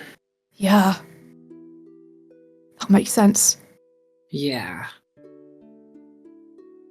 Okay. Next up, we'll turn to Scrambles. So, you wanna talk? Scrabbles is in Ritz's arms being fed eggs, so Ritz rotates around so you can be face to face with him. Hey. Scrambles gives you a dark look, tilts his head. So, do you wanna like talk about it, or? Wick Gives you a grabs the gives you a the- shake of his head. Points at the Wick- board. Yeah, Wick grabs the note that says "P.S. Someone died" Yeah, what's that about? Oh. and holds it and points it, shows it to Scrambles. So at this point, scrambles out of Ritz's arms and stands on the stage, and he sort of like he doesn't look like he's gonna run. He's kind of like he looks like Ritz about to like confess that he's part of the visitors, like that sort of energy of like, okay, let him like gather his thoughts, and so he's like turns it back and it's just like rubbing his like both tiny hands on his forehead, and then he sort of goes like he's gonna not Pictionary. That what's the game where you charades? He's gonna charades this at you, of just like he mimics like they've like walking in, and then he like pulls out a knife and he's like mimicking that he's like intimidating a guy, and then he points at the dog. And then just sort of like mimics like biting, and then at the guy, and then just kind of like puts a finger across his throat and looks like kind of dead. And then points back at the dog. Can you ask Tuft if he killed a guy? Well, he did mention he bit someone. Where did this happen? Who where did you? Elidor, did anyone say anything about this? No, not really. I mean, the news is fairly fresh. I'm sure if something really happened of this magnitude, then we'll find out soon. Wait. Did y'all sneak into Faroy's garage? I mean, we kind of did tell them to, didn't we? I don't remember telling them to do this shit. Well, I didn't think they'd go through with it. I did kind of tell them to go and spy on him, and I guess that's where he was, so, Scrambles looks a little bit offended when you mentioned that you didn't think he would go through with it. Like, you didn't believe in him. Okay. I didn't... Y'all weren't supposed to kill someone. Kova, you hear Taft as Taft nods say, "Yeah, Stripey Friend's right. We did kill one of the men there, but you gotta live with the consequences. He was not a best friend." Okay. Yeah, confirmation's gotten. Holy shit! Oh no! This is bad. This is really bad. Well, Wait, okay. I'm sorry, I didn't know this was gonna happen. It's okay though, because our green friend, Mr. Percent, was very cool about it. He told us that if we need to hide a body, we can ask him. Yeah, it's like not his first rodeo, so it's good. We're best friends with Mr. Percent. He's gonna get it covered. He's been saying what Tuft's saying to the group the whole time, but as he says this, he's like pausing for a second. I was like, okay. Mr. Percent, the frog. What? Yeah. What? Scrambles nods. What? How's Elidor looking right now? Elidor is looking at all of that with a grin and says, "Oh, this is great." I mean, Elidor, what the fuck are you talking about? I mean, not the murder, obviously. Come on, but like Your ass is on the line for this, Elidor. What are we gonna do? Oh shit, you're kind of right. Yeah, what are we? Hey, that was a bad thing to do. So, Scrambles. I know you don't love to talk to me, but I would, enjoy some more context about the whole the goblet poisoning plan. Scrambles hits the board and points. Okay. Okay. Elidor, do you know anything about like a goblet or anything? Do you know what they're talking about? Is there like some kind of goblet ceremony or something after a race? Do we know who's giving it?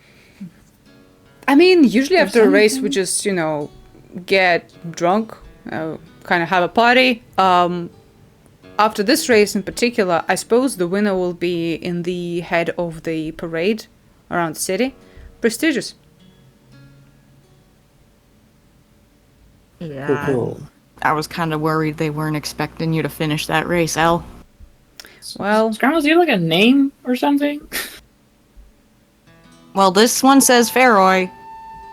Yeah, but there's gotta be more people involved, right? How did he get this Thomas. information?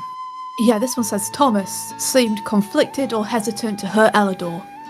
You know, Thomas. Yeah, he's a younger kid. A bit unfortunate. Lost both of his parents 10 years ago in the fire in the curtain call. So. Oh shit.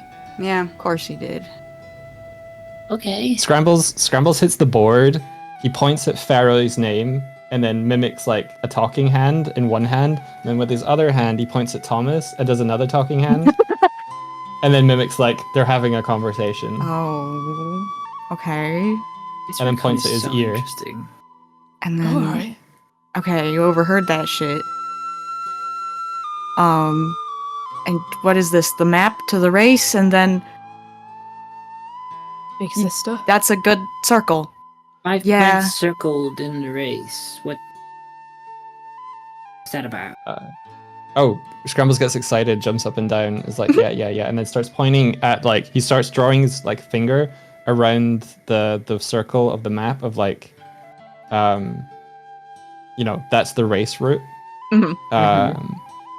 And then I couldn't remember. So for those, I couldn't remember where location wise in Ennersval the 2 locations I could remember were. So I didn't know where to circle those, but they would be circled. I just Yeah.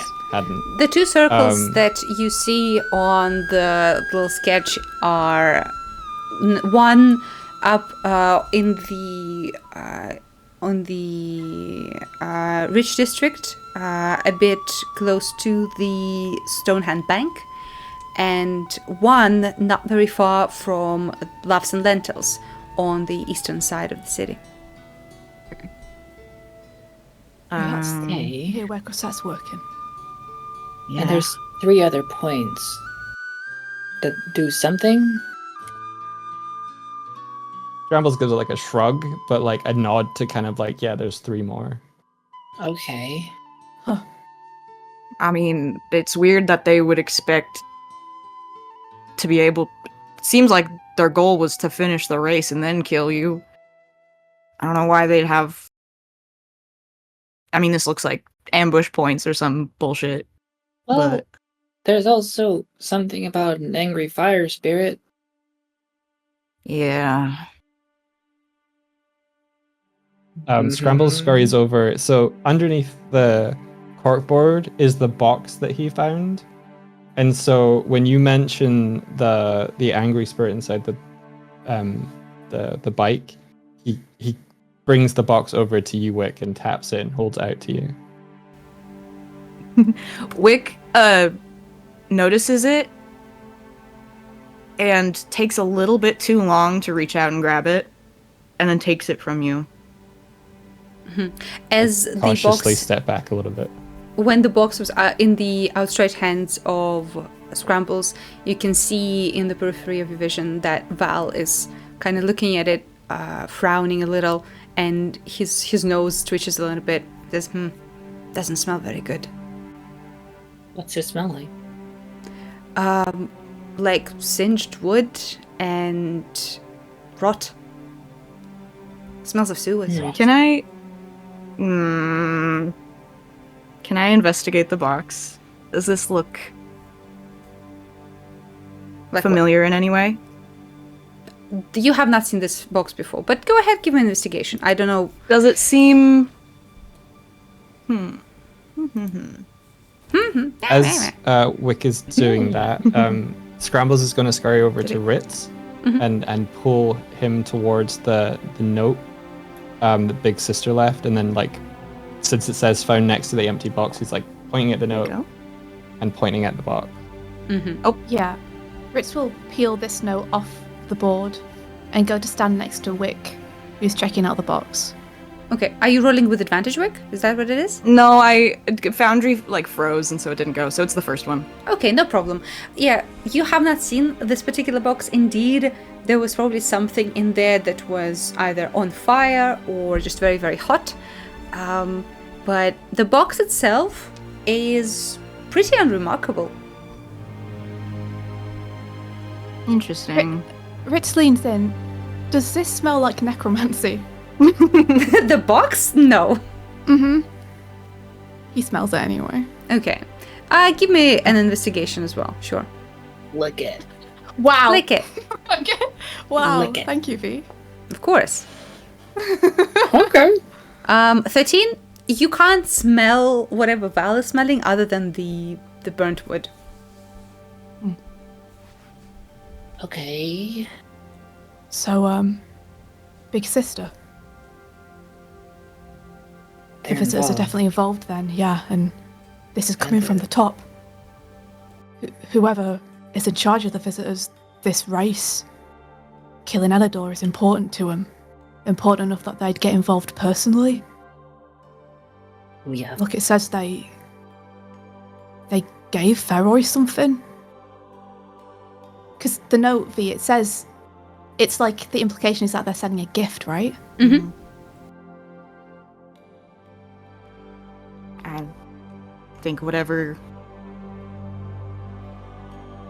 they gave Feroy was in this.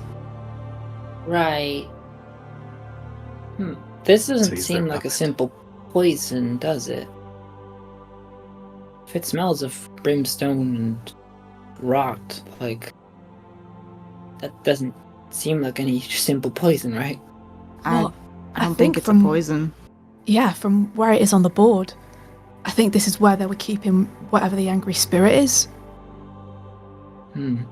Elidor, you said that the bikes are all powered by the essence of fire elementals. Not Not all, but actual many. fire elementals, right?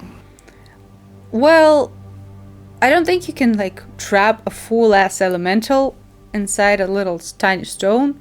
But as far as I know, yeah, most of our bikes are powered by the essence that is left when one battles a fire elemental. They have a potent heat within them. And This seems alive with a spirit inside. have you seen anything like this before? Like what, like a box? The fucking use your eyes. Look, I see that it's singed. I can't tell you what exactly was in it. If they crashed Feroy's bike into the river, and it said that there was some sort of angry spirit in it, and then the note says, use this to fucking win the thing. I don't know, maybe it was from a very powerful fire elemental. I don't fucking know how this shit works. I just drive the thing. Yeah, Elidor, how many run-ins have you had with the visitors? With the visitors, I mean, not many. They mostly avoid getting into our neck of the woods. As for the fire spirits, I mean, I've seen a bunch of angry fire spirits back on the fire plane for sure. I would not put it past them to still be quite miffed even after death, you know? Do we go to, what's his name, Gusto with this all? The high priest? Is he a priest? Oh no, Gusto, not Gustav. Oh. Yes. You mean our leader? Yeah, the infinitely cool yes. one. So, yeah. Oh, shit. I mean, what are we gonna say? I don't know. For now, all Maybe we check out have the are the bike. words from the fucking dog and a raccoon. And mean- like schematics and stuff. That Scrambles was hits the board a stolen couple more times. by a raccoon. I mean, it goes without saying, right, though, and he makes eye contact with Wick. You ain't gonna drink anything after the race. I mean, what if Right. I'm really thirsty? That's a joke. Eleanor. That's a joke. Eleanor. I won't. I mean, this seems way too elaborate for just a poisoning. Yeah. I mean, they want to make it look an accident, right? But why wait to the race to do it? You ain't exactly, dry, if you know what I mean, Elidor. I mean, hey, let's call a spade a spade. But I think maybe killing me is just a bonus. I can't be quite annoying. Why would they have a whole goblet plan for it, though? Yeah. Well, What listen, if it's if not they're just being killing? funded by someone, that might not be even Feroy's idea. Elidor, you They probably said, ain't. That's what I'm worried about. you told me that 10 years ago, after we got out of the city, you came back and people tried to kill you. Sure did. Are we on the same page that was the visitors? Their type seems similar to visitors, I'd say, but I mean, didn't really talk to the lads, just hog-tied them and put them out back with the trash cans. Did you get a look at any of their faces? Just some dudes. I don't know. No one I recognized. What? Well, I don't know if we're gonna figure out much from guessing and talking, but we have this information, and I think it's safe to say that we're maybe a step ahead, considering a bunch of animals got this. Maybe they're not suspecting we know anything. I feel like they're suspecting us the most. Yeah, but like how was animals? Scrambles is like walking over to you, Kova, and he looks like he's about to tell you something, and he grabs your face, or like he slowly reaches out to your face, and then he turns your head to look at Line, and points at Line, and then he turns the head back again, and he's going to slap you. You hear a little I know you can talk! Use your words! He's gonna slap you again. Oh, and then he's walking away. No, Scrambles, man, calm down, calm down. No, he has a point. Feroy knows Line. He's now gonna stomp over to the board, and he's gonna point at the post-it note that reads, "Bird is useless and compromise the mission." And then he's gonna hit the board really hard. Bird is useless. That's a strong post-it note. God, this is so silly. Yeah, okay. Yeah. That does make sense. Did you poop on him? You look at Line. If the bird could shrug, she would. Yeah, okay. Rick is fully back pacing. Scrambles by his little arm.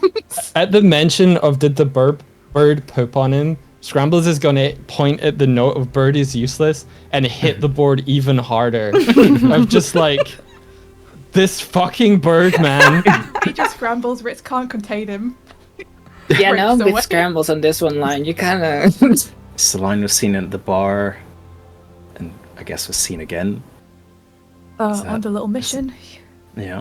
Yeah. If Feroy saw Line, that gives him plenty of motive to think that we were behind trying to sabotage his shit before the race. Yeah. Now, If he thinks Wick's involved, then he knows that Elidor might be involved too. and Elidor being in charge of the board district of Ennersval. Hey, don't sound so fucking sad about it. I'm not sad about it. I'm worried. Some guy died under your watch. Yeah, okay. So if Feroy knows that the bird's connected to you guys and you guys are connected to me, and literally just like a night ago we trounced them in a local tavern, we totally can't go to Gusto with this. Because if Feroy points a finger at us, looks like he has more evidence than we do. Okay, then there is a plan B. What is But you might not like it. Oh, great. It comes down to we let them, but like, we let them think they do what they. He'll fish out the like Moira potion that is the feigned death. Mm-hmm. I got this. Oh, it's like Lady Gwen says, like using the techniques of your enemies and all that, right? So, if Elidor does end up getting a goblet that's supposedly gonna poison him, we could just slip him this potion and he could seem dead. Let him And think then they we can succeeded. see... Exactly. And then whatever their plan following it is will happen, and then, oops, Elidor is still alive and we can figure out what they're trying to do. Pretty risky though. I mean, It would be. that's a neat idea, but personally, I think that the first thing we should care about is winning the goddamn race, because whoever wins that thing will have Gusto's ear, and that's whose story will float to the surface. So Shit. before they try You're- to poison me or anything, that's where we should concentrate our attention, I think. I agree that's important, but I think pressure, your Wick. life is a bit higher on the Kova, list you of don't get how importances. Black Boar clan operates. This is Yeah. our chance for good standing. This is how we prove that we're in the right. If Feroy Eh? gets to Gusto before we do, we could all be. Let's just say goodbye. that we could lose much more than just me dying from some poison. Alright, so we win the race, and you don't drink anything just to be safe, right? On the Can day I of, drink and don't like take any drinks water off anyone. or something? Can you guys give me water then? Yeah. Or like some only ale take if you it from can- us or Yeah. or No. yourself. You got We're a, not you got a drinking that flask. day. There's water. Yeah, I got a flask. Yeah, you can use a Totally flask. How water in strong there. is it? Totally water. Of course. If you get drunk, I will feed you some herbs and you won't like them. I won't get drunk. Cross my heart. Come on now. Ritz is shaking his head slowly, does not believe Elador. Yeah. Don't need an insight roll. Alright. Anyway, this One- looks like something I gotta go and check up on. So I should probably go back Elador. and, put my ear to the ground. What's up? Quick question. What would drive a man like Feroy to do something desperate like this? I mean, many reasons. Unsatisfied in his station, thinking that I am indeed a washed up, no good, old drunkard. Or maybe like that note from the big sister suggests, maybe he believes he can change things, I don't know. Yeah, Yes, maybe we've someone been made him an used. attractive offer. I'm not too good at figuring out motives, and honestly, I don't think that's gonna help me defeat him. What good is understanding why he does what he does if I want him to fail, Because it'll help us stop him. Got a friend called Fliss, she's pretty smart about this kind of stuff. Is he gonna Yeah. play dirty?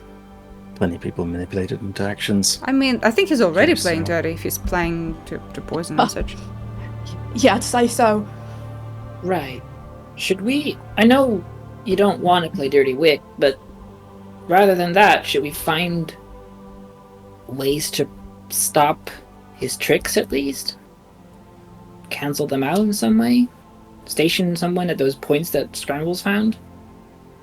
When you go to talk to Wick, you see that they are sitting in front of the board, not even reading the notes anymore, just staring. Obviously, whatever information has been swirling around in their head has taken a toll, and they snap out of it, and... yeah, sure, we gotta figure out some sort of plan to... I don't fucking know. Cole will fish out the little vial of mint from one of your pockets and, palm it to you. Scrambles I'll is going to take this. Sorry, you go. Sorry. I eat a mint. Scrambles is sensing that, this is a lot of news for you specifically. Like, he's been paying attention to that, and he's going to fish out another, post-it note, and he's just going to sort of write on it and then pass it to you, and it's just going to say 2 words, which is just, "I'm sorry." No! Aww. And kind of hands it up to you sheepishly, and then kind of walks back to the board and points at all of it really, but mostly at the someone died one. They make eye contact with Scrambles for a brief moment, and you get the sense that there's understanding and acceptance of the situation. You don't feel any negativity towards you specifically. Brambles returns the look, and it feels almost like a mirror of just acceptance of the situation, but also very slight disappointment in himself and his team. No. I'm bonding with a raccoon, guys. Yes, you sure are. Let it happen. Wick, you hear a little bit of a sigh, and Elidor sits down next to you and kind of bumps you with his shoulder and says, "Look, I'm gonna go back to the boars, see what I can hear on the streets. You just focus on the race, okay? Whatever happens, we'll face it head on." Roger that. Hey, Eldor. What's up? He'll like walk up and he's gonna shove a healing potion in his hand. Oh. Thanks. Stay safe. Will do. Don't just drink it when you're feeling thirsty, okay? Yeah, I know what a healing potion looks like. What are you taking Okay, for? good. I mean... He stands up, and as he goes, he kind of brushes the top of the fur on Tuft's head and leaves. So after some discussion with Scrambles and Elidor, you guys grab the schematic for the arm. And Ritz, before you go, you throw a look to the pentagram on the floor. You can go ahead and give me history or arcana. Thank you. Yes, Ritz has not been up here before, and that looks familiar. So he wants to see if he has seen Nana use anything similar. I'll use my inspiration on this as well. Oh, that was a bad roll. Go ahead. Stall. Oh, cool. That's really cool. That's with the 9. I will say, you know that this is indeed a pentagram that leads to some other plane. You have not seen Nana use something like this, but then again, a lot of her more powerful magics were done when you were just a wee bab, and you probably don't even remember most of it. Okay. All right. He just throws it a glance as he sits with Kari. They head off the stage. Mm-hmm. And So- yeah, he's got the schematic as they walk. Yes, you grab the schematic, and as you guys leave the curtain call, by the way, before you go, the 3 potions that Val was showing you guys, he also gives to you. And wishes you good luck. So mark whoever has that probably in your portable hold. Yeah, we'll separate them between us. Beautiful. And yeah, it is getting actually quite dark. It is after sunset now. So you are making your way across town towards Primrose. What do you want to discuss on the way? Oh yeah, Ritz is unrolling this schematic. In the And- street? Yeah. He's just looking over it. He's trying to keep it like to himself, but you guys can see it because you're walking alongside him. How big is the paper? It's not that big. It's about A4 type, and it's also not all of it. It's like one angle of the schematic. So you see the general construction, but Okay. it's not particularly detailed. Quick will hand Ritz you is- their journal so that you can put it in the journal to pretend like you're just reading a book. Yeah. Cove will Yeah, have yeah, like a thanks. line perch on your like shoulders to sort of keep anyone from being able to look over your shoulder. Thanks, guys. Thanks. This is Golly's arm, I think. And he's going to try and remember V. Does this schematic look like he remembered Golly's arm looking, and are there differences that he can see between what give he me a remembers and what history he's looking check. at now? Oh no! Okay. It's been a long time, and you were quite in a stressful situation for it. So, 12. I mean, looks very similar. I can't tell if there's anything different about it. I mean, why would they have a schematic for something that was how long ago? How many years? I mean, over 5. Less than Why would 10. they have a schematic for a 5-year-old arm? Exactly. That's what. Were they changing it? I don't know. Is there I any will close the book. writing on the schematic? No, this seems like just the diagrams. Probably there is much more to it than just this particular drawing. Is there not? Is there anything that like Wick can glean with their tinker brain? Like if it has any good special question. features?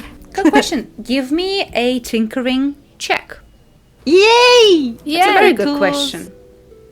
Ritz looks pissed and frustrated, and he shuts the book and hands it back over to Wick with the schematic inside. That's a natural 20. It sure is. That's a natural 20. So, Wick, you haven't been using your knowledge of tinkering as much here in Ennersval, but now that you're poring over some schematics, you see that the things are still very fresh in your brain, and you look around at it. There are little numbers that clearly coincide to some parts written somewhere else, but even without any descriptors or writing, you can see that this arm is not just a prosthetic. It is clearly something that is empowered.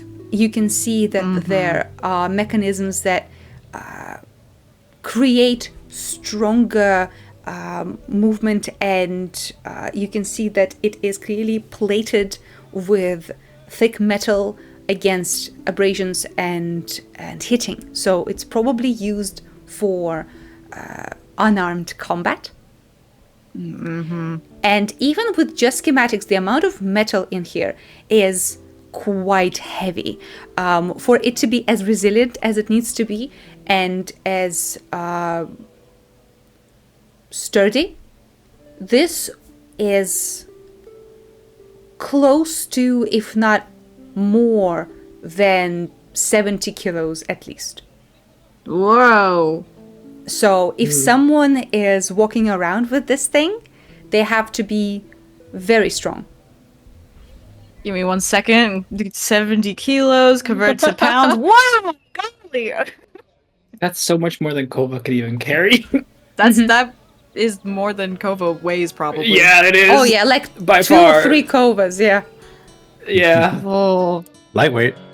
nice. I think I was like 40 or 30 kilograms. Well, that's fucked up. Okay. They communicate this with everybody under their breath, and I considering the confidence Moira had in getting out of prison, and what are the off chances that they're at the same place? And Yeah. I don't know. Is this a new gift for him when he gets back? And a new piece of information. We gotta get to Gwendolyn. That would explain why you had it out, right? I guess so. It doesn't look old, right? Like the schematics? the papers don't look over 10 years old or 5 years old. With natural 20, I'll give you this. They are not fresh. Oh, okay. Okay. The papers So aren't what could they new. want? Wonder why you got them out again. Modifications, or I don't know. What if it's similar to their bike in some way? What if it's powered by something and that's how they figured out what to do with their bike? It's like an inspiration board. Maybe. Do you think he could have something elemental in his arm if it's powered like an engine or something? I mean, Ritz, you didn't see anything sparky in it or anything, right? Ritz shrugs, but he thinks back. I don't think he did V. But do you want With me to your roll for history anything? check, I don't think you remember that much. Yeah, he stays quiet, but he shrugs and shakes his head, looking at the ground. Does the schematic go all the way up to the shoulder? Yes. Okay, nice. Nice. What was that reaction? I just wanted to know how much of his arm got exploded. I'm just curious. Oh, I see. I see. Yeah, nice job, Wick. Innocent curiosity. Self high five, what he couldn't do after the explosions. I didn't know. So, but like, why would an arm weigh that much? Besides bragging rights, there has to be a reason, right? I mean, my guess is if you're strong enough to wield something like that, then you can probably throw it around with a lot of force, and it can do a lot of damage. Do you think his other arm also weighs that much? Is he just that big? No. I mean, he's pretty big. I don't know how you guys weigh. You got your anatomy confuses me. He's taller than us. See, that's what I mean. What? Imagine, like, if you were sitting on my shoulders, that's, like, maybe as tall as him. Yeah, but the weight doesn't just, like, double up. It's, like, you know, mass and volume and Imagine a everything. You gotta horse. keep That's in- how heavy he is. Yeah. So, Yeah. I don't know. Well, this is definitely a sign that we gotta stay on our toes, and the visitors are way too connected with the race this week. Definitely. How But do you feel, Wick, about telling Gwen about it? I mean, what could she do?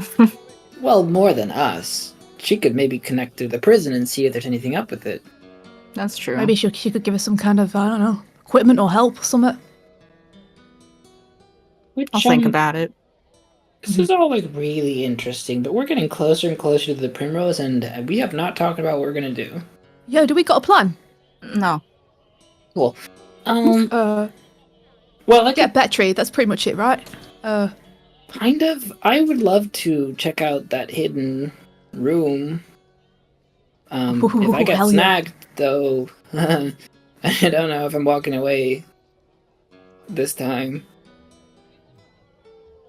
So, I mean, Lobelia too is someone we should look into, right? Because, like, Snags and Betry, they both went to the same person. yeah, I'm thinking Kari might be good to talk to Betry and Lobelia. I've already sort of spent my cards. I could still, you know, act like someone else, but I don't think they're gonna like it when... Let's just hope Vlaneth isn't there. Spent your cards, what do you mean? Well, you know, I was there, and I disguised myself last time, and Vlaneth saw through it, and then he threatened me, and then I spilled the beans, and he got me kicked out, and he presumes that there's a guard report, and I've been, like, fined for it all, but it hasn't happened. Hey, so... if they see you, not only are they gonna recognize you and be pissed again, they're gonna know that Kander fudged the papers. Yeah. I'm a little hesitant to get in there. Well, shit. Well, at least, okay, if I feel like I can try... I could probably get out if I know where to leave from. I just don't think I should be on the front line of, you know, the talking business. But I could infiltrate that room, hoping it has windows that I can escape from. Right, and would you be disguised? Because, like, if Vlanov can see through that shit... Well, might Vlanov be in saw trouble. through it because I disguised as one of the workers that he specifically, I think, talked to just before entering the room. Oh, so it wasn't like he could see through magic, it's like he just knew you weren't the same person because he knew the person. I think so, yeah. Well, I mean, that's good. That means you can still use your spell, right? Yes. But just, you know, I got a voice that I can't change much. I gotta... all that stuff. So... Kari, any ideas? Well, there's the information Snags gave us. If you're not going inside, if there's... we think that there's something behind that door. There's the spell that the Mother of the Moon has allowed me to use. It creates a sensor that can't be detected, that allows me to see or hear. So if there's something happening behind. Wait. Like anywhere? I think so. It's either a place I've visited or seen before, or an obvious location. So long as I'm inside, even for places unfamiliar, like behind a door or something, small. I could put the sensor there, and it can only be seen by, an invisibility spell or something that allows one to perceive more than the obvious. What about what Fliss was talking about? That seeing into the Shadowfell.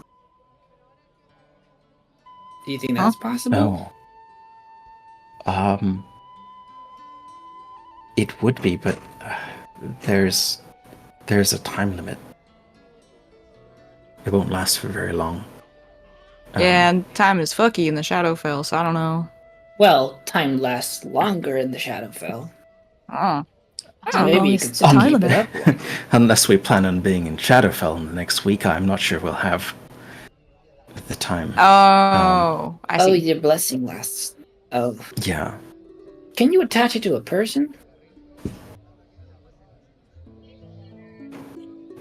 Maybe. That's, I think it's a stationary sensor, as far as I understand. It's like a floating eyeball. I don't think I can put it in someone's pocket, for example. Dang it, yeah. And I don't think you can also move it. Scouting. I don't think you can move it. I think it's just stationary and it's just there. Yeah. I can read it out loud as well, if that helps. You create an invisible sensor within range in a location familiar to you, a place you have visited or seen before, or in an obvious location that is unfamiliar to you, such as behind a door, around a corner, or in a grove of trees.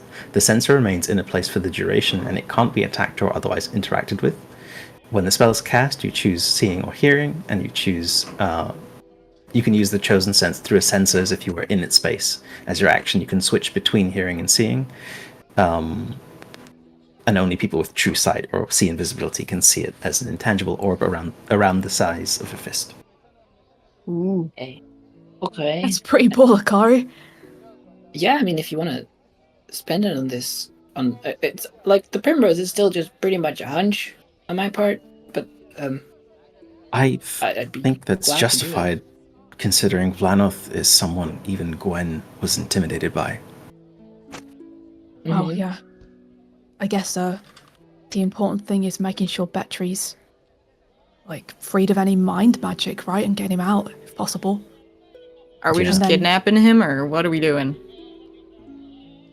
I think if we can, I don't know, fucking break whatever spells on him. Because if we try and drag him out of that place, he ain't going to go quietly. We're going to draw he's attention small. to ourselves. We could pick him up. Put him in the hole. Yeah. Try staying outside. I did. Thing is, I he's don't just know going to if I go can- right back in, isn't he? That's If true. we kidnap him. Yeah. We need to make sure he's coming out of his own free will. It's a long shot, but if we don't want to risk me being in there, I could try doing that thing in the bar fight. I did a spell. I think it was a spell that made Oh, yeah, me the poofy one. the poofy one. Yeah. I could do that to get in and out, maybe quick. You're also the only one that can fit probably in the laundry chute that That's true. Snags was talking about. Yeah. Yeah. This has But kind of I got guess your I have name an on escape. An escape plan if I at least get to a window. it. True. Yeah. I mean, Okay. I think also the disguise plan's a pretty good one. If you don't think they can see through it, then you don't need Yeah, to worry it's gotta about being be- spotted if you don't look like you. Convincing enough. Yeah, sure. I could do that. This is. Um, are you gonna go in there sorry. alone, or? Well, no. You guys can go in there. You're not banned. So Yeah, wait. How the fuck are we getting in? It's mega expensive to go in there, Yeah, ain't it? we're not It's like small 10 enough to fit through gold. the secret, and we're broke. Yeah, and it's you could flash the Gwen card. I don't know if we should do Huh. that again if she was so pissed about it last time. Yeah, that's true. We got gold. It's just, if we can find another way in, hard to break into that place. It's right in the middle of town. Did get gold. I bet they don't from leave Gwen. any of the windows open. This is work that we're here for. We could either just pay and go in. We can ask if we can speak to Vlanoth in asking for if he's experienced a vision. Oh shit! We That's- have options. Shit. It's kind of smart, like we're investigating or something. Yeah, that's put Regular radar. candles over Doing- here. Our job. I mean, I suppose we've already been putting us on the radar if Gwen is okay with us using her name, so that shouldn't be too weird. You know, or... And Ritz will wiggle the portable hole in front of them and his eyebrows. Do you just want to use the portable hole? I mean, One it's for the right here. price of 3. And we've got it, and like you get inside it and alley-oop, and no one knows you're there. It's great. Yeah, you could just... I mean, I guess I could store you in the hole and get in. All long I'm can saying you is that stay we're in there? wasting the potential. I mean, I don't know. Wanna find I've out? been in there a couple of minutes before. Can you breathe in there? Yeah, I mean, I could.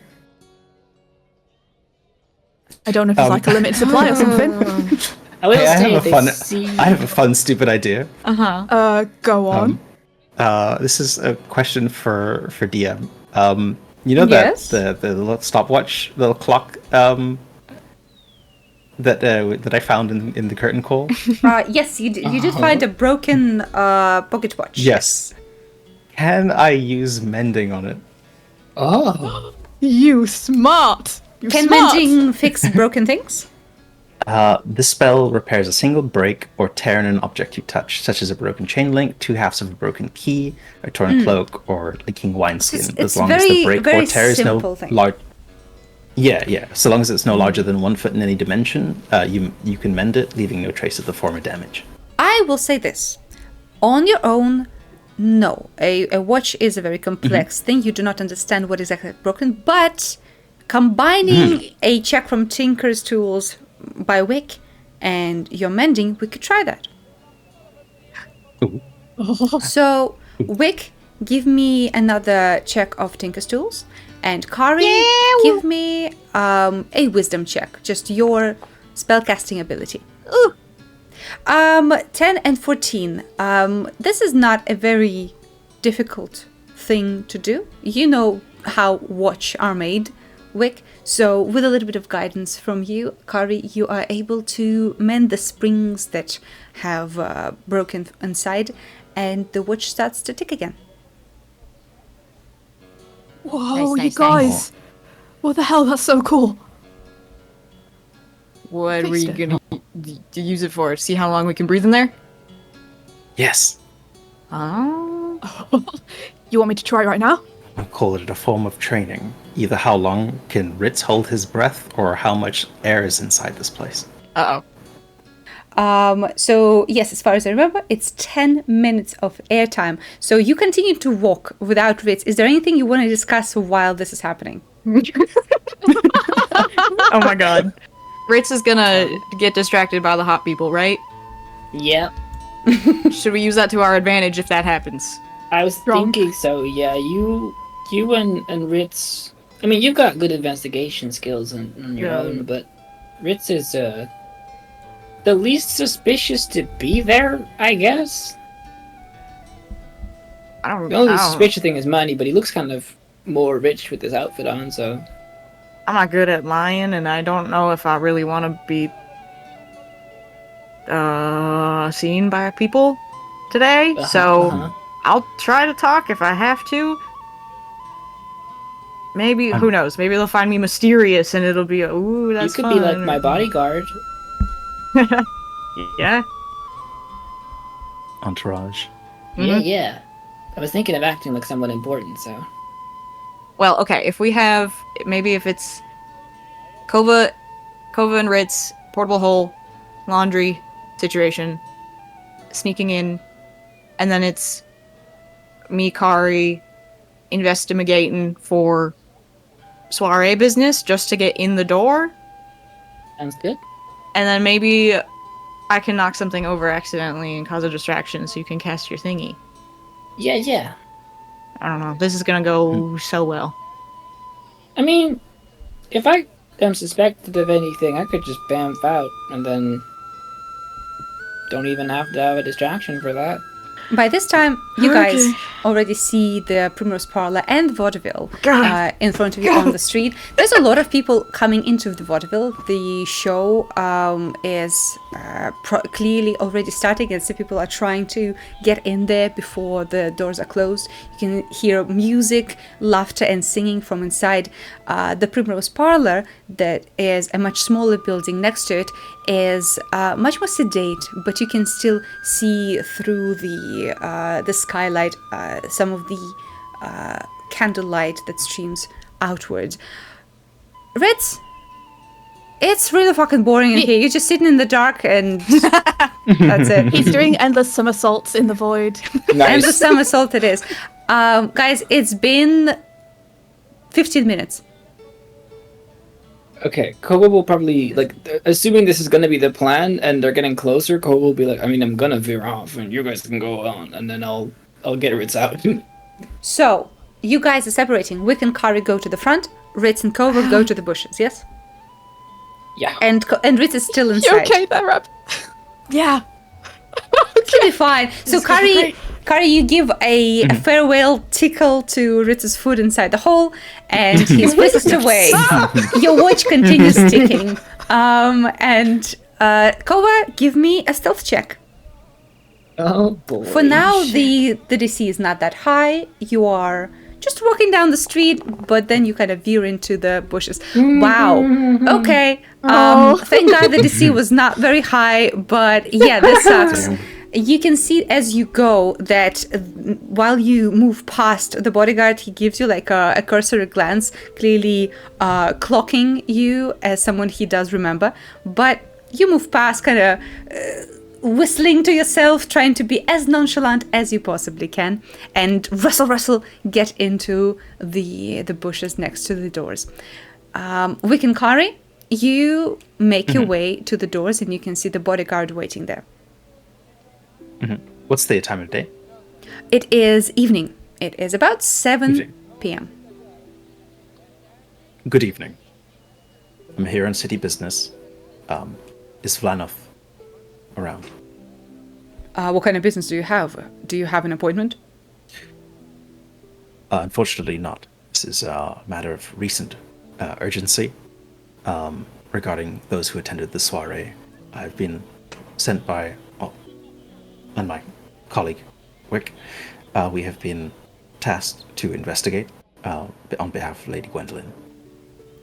All right, give me a persuasion with advantage. Yeah.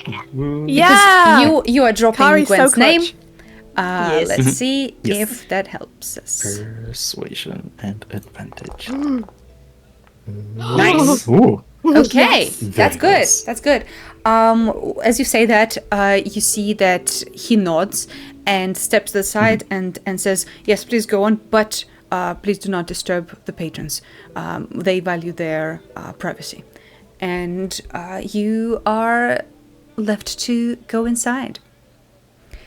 You two have not been in here before, and you immediately stepping in feel that waft of the sweet perfume that is very familiar to you now, and immediately you feel that the atmosphere around you changes to one of decadence, grace, warmth, and flirtation. You can see that between the rooms there are these swaths of fabrics of silk falling from the ceiling, and the secluded atmosphere is only made more intense with the smells, the light, and also the fountain.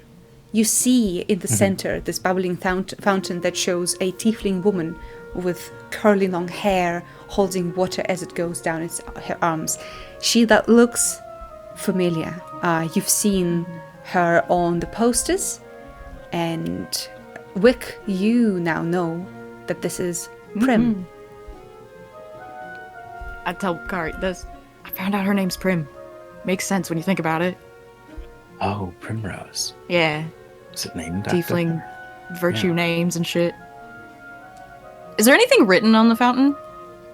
So you two step further into the main hall, and as you do, you see a young satyr coming over to you.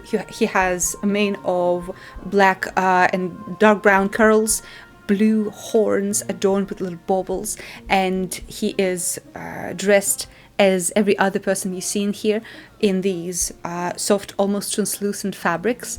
And he says, good evening, you two. What can we do for you for this fine evening? Wick immediately looks at Kari. Good evening. Your name is, sir? I'm Marin, but for you, I can change that for a night. That's very sweet. I'm actually looking for Vlanoth. I'm on behalf of the city of Ennersval. Is he available to speak? You see that he immediately kind of sobers up a little bit, and that flirtatious air abates, and he says, city business. Well, yes, of course, I shall inquire. You can stay here by the fountain. I will see if he has time. And with a slight nod, he goes and disappears between some curtains. While this happens, Kova, you make your way through the bushes. Some of your clothing gets snagged a little bit, but you make your way to the back of the building. And indeed, you see a small cart under a wooden sliding panel that clearly is the end of a laundry chute. He'll open the hole to see if Rich is alive. Yep, he's just sitting there chilling. Cool. He's got some mead. He gives you a little cheers. Okay, let's switcheroonie, and he'll like usher you out and go in the hole for a second. And he's gonna stuff some clothes in his shirt to create some extra girth, and then he blows on his thumb, and his skin pops off, and he is in that enough like a person you've seen him change into before, but in a more soiree or festival fitted garb. Yes. This dwarven lady. No, you with baited the red me. hair and the busty boobs. No. See, if you were wearing green Vegman, amaryllis. I would give you an advantage if you were, but I guess you don't want it. Sorry. Damn. But yeah, he's this Scamp. this busty dwarven lady. All right. I guess he doesn't want inspiration. Fine, whatever. And he'll pop out, Yep. and then this Oh, man, Hey. did I miss it? Nah. did you want to see it? I don't know, it's kind of funny watching you change. All right. This gets a bit messy. So, So, Ritz, are you I going guess back we've in? got skin in there now, huh? Yeah. I guess you're going in there and I'm going in here. Does it need like to get some air back in, or like what's up? Did you feel like you were losing any oxygen? Ritz just shrugs and steps backwards into it again. You You go open up. the little chute and you see the walls of a little metal tunnel going on a slight incline up. You will be having to crawl. Cool. Give me acrobatics. Guidance. Acrobatics. Let's go! Come on, you can do it. Yeah. I believe in you. Surely the boobs create resistance that helps him to get up. What? A 6. Okay, you start climbing, but you are not particularly familiar with this sort of movement, and you immediately feel your arms getting tired and your clothing starts to snag on your own knees and elbows as you go up, and you slide back in and fall into the little cart for laundry. How high up is it? Wahoo. It's pretty high up. It's about 15 feet. Okay. He'll see how this goes and know that this is probably gonna be bad if he takes too long or is too loud about it. So he's gonna try and summon up that feeling again and misty step. And also, you're leaving line outside. Yes. Okay, so you use Misty Step and immediately poof from one spot to the other to the top of the chute. Your head and your shoulders are out in a small room that you can see. Clearly there is some stuff here for ironing. You see a few baskets of laundry, and right now the place is empty, but the door is slightly ajar and you can hear music and talking from outside. He'll slip out the hole from his cleavage and he'll pop Ritz out. Hey! Hey! Oh shit, we in here? Yes! I did it. I totally crawled up very deftly and amazingly. Nice job, mate. Thank Give you a you. high five. Thank you. Alright, I'll go out first and you go if the coast is clear, I suppose. Yeah, just have a wonder, you know? Okay, good luck Yeah. and don't be too weird about anything. Don't know what you mean.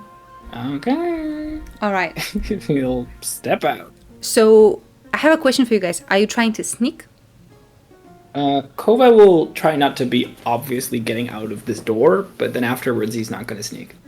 Okay. So you're trying to act like you belong here. Ritz? Yeah. Same thing, basically. If this looks like somewhere we're not meant to be, he'll sneak until he gets out into where all the guests are and then try and act like he's a guest. Then give me both a stealth check first.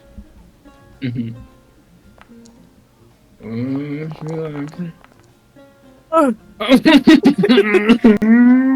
All right. So as the two of you start going out, Kova, you are first. So you open the door a bit more and you can see that you're on a landing of a pretty narrow hallway with a staircase leading down. Clearly the second level is meant for most of the services for food preparation, etc. And as you open the door and step out onto the landing, you see up from the staircase is one of the workers, not one of the courtesans, but clearly a worker in a soft silk robe coming up with an empty jug. And as they start going up, Ritz, you get kind of stumbled onto Kova as the two of you stand in front of the server. Are you a server? He'll go to turn to Ritz and start arguing with Ritz. And, Oh yeah, I sorry. ordered prawns. My bad. I'll get them for you. They are over here. Ugh, finally. But okay, give me the server is very confused because Ritz doesn't look like a server Yeah. at all. So No costume. Kova, give me a performance. Ritz, give me a deception. 18. That's quite good, actually. You see that So stupid. that server looks up at you like, excuse me, this place is for workers only. You'll have to go down to the first floor. Well, yes, me and my assistant here. We're trying to find the prawns that I was promised. The prawns. Oh. Yeah. Yes? She came in and I got a bit turned around. It's like my first day on the job, so like I've just arrived and I haven't really had time to get changed or anything Oh, yet. you're the so new now- hire. Oh, yeah, I should have known. They didn't even give you the... Okay. My lady, Yeah, if so I you felt would fast be and so everything, kind. you know. Yes, but if you could be so kind and wait downstairs, I will fetch the prawns for you and teach this young one a few tricks. Fine. All right. He'll So go you down squeeze by the guy down the stairs. He kind of sucks his stomach in to let your boobage go, and you try to not touch him because if he does, it'll just pass right through him. No, he's shoved some fabrics in his shirt to try and I make up don't think for that's it. enough. But you make your way downstairs, and Ritz, he turns to you and says, "Well, go back in. We'll have to put some actual robes in you." Yep. You just show me where to go. Oh my god. All right. For now, we'll go back to Wick and Kari. So the two of you stand next to the fountain, waiting for Marin and news on the boss. You wanted to look at the fountain, and if there's any engravings on it, give me an investigation, please. 17. 17. Not bad at all. You see a golden plaque on the bottom of the fountain edge, and it just says the first rose of Ennersval. Ooh. Okay. You also feel a stronger waft of that aromatic smell next to the fountain. Ooh. Is it similar to the perfume that we found? Oh yes, very. It's the same smell. And nothing weird is happening with our psyches. Doesn't feel like it. I mean, the place is very, Just good vibes. yeah, good vibes. You feel slightly more relaxed just by the nature of the atmosphere they've created, but you don't feel like your mind is muddled in any way. Is the water? Can I smell the water? Yep, Smell the water. it smells like, where very does nice. the smell? Is it? Ugh. Is that? Is it water? Do you lick it? Oh God. I'm just gonna stick my finger in it and smell it and Give a little Alright, does taste. this lick it? I'm not gonna fucking lick it. Does this smell like perfume? Sniffer. Sniffer. Okay. Kari, give me a perception check. Curry small finger. Kari, smell my finger. Damn. I've heard about that in like a second grade. I've heard this before. Yeah. 13. It does smell faintly of perfume. Oh shit. Oh. That doesn't seem safe to drink. By the way, I the lick two it. of you, it smells- while do you lick it? I do. Okay.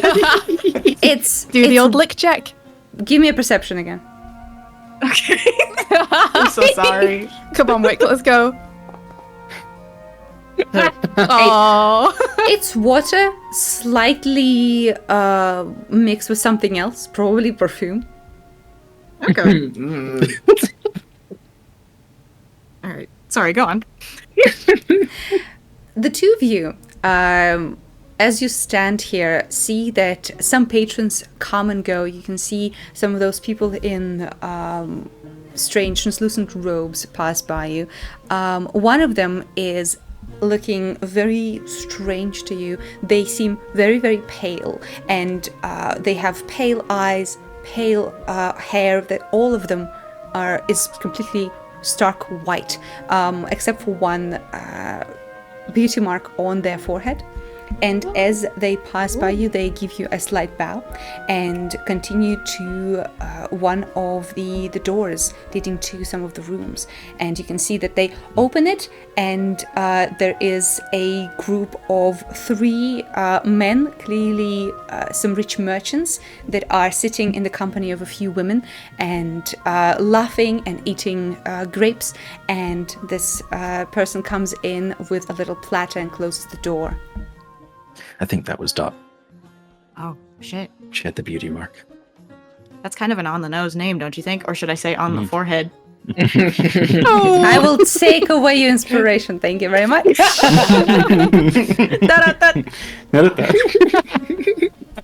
Seems like she's just working. Yeah. She bowed to us. Is everyone else bowing? When You like servants that? come through, they do. Okay. Oh. Is there? I want to explore, but I don't want to piss anyone off while we're waiting. We can always do our business first and then stick around. There is That's true. an event. As you mention your business, by the way, you can hear a soft footfall next to you, and you can see that Marin is coming back with a tall drow elf with dark skin, long white hair, and purple / lilac in his eyes. And he gives you guys a look and says, "Oh, I hear that there are matters of the city that have to be settled today. I am at your service. Who might I be speaking to?" Thank you very much for your time. I am Kari of the Moonbears, and this is Wick of the Black Boar. We're I here just nod. we're here regarding the soiree and the events, and just had some questions if you might give us your time. Kari, give me a deception check. Oh, Kari, come on, let's go. Not with advantage or anything, because I'm I asking for nodded. realsies. Because I nodded.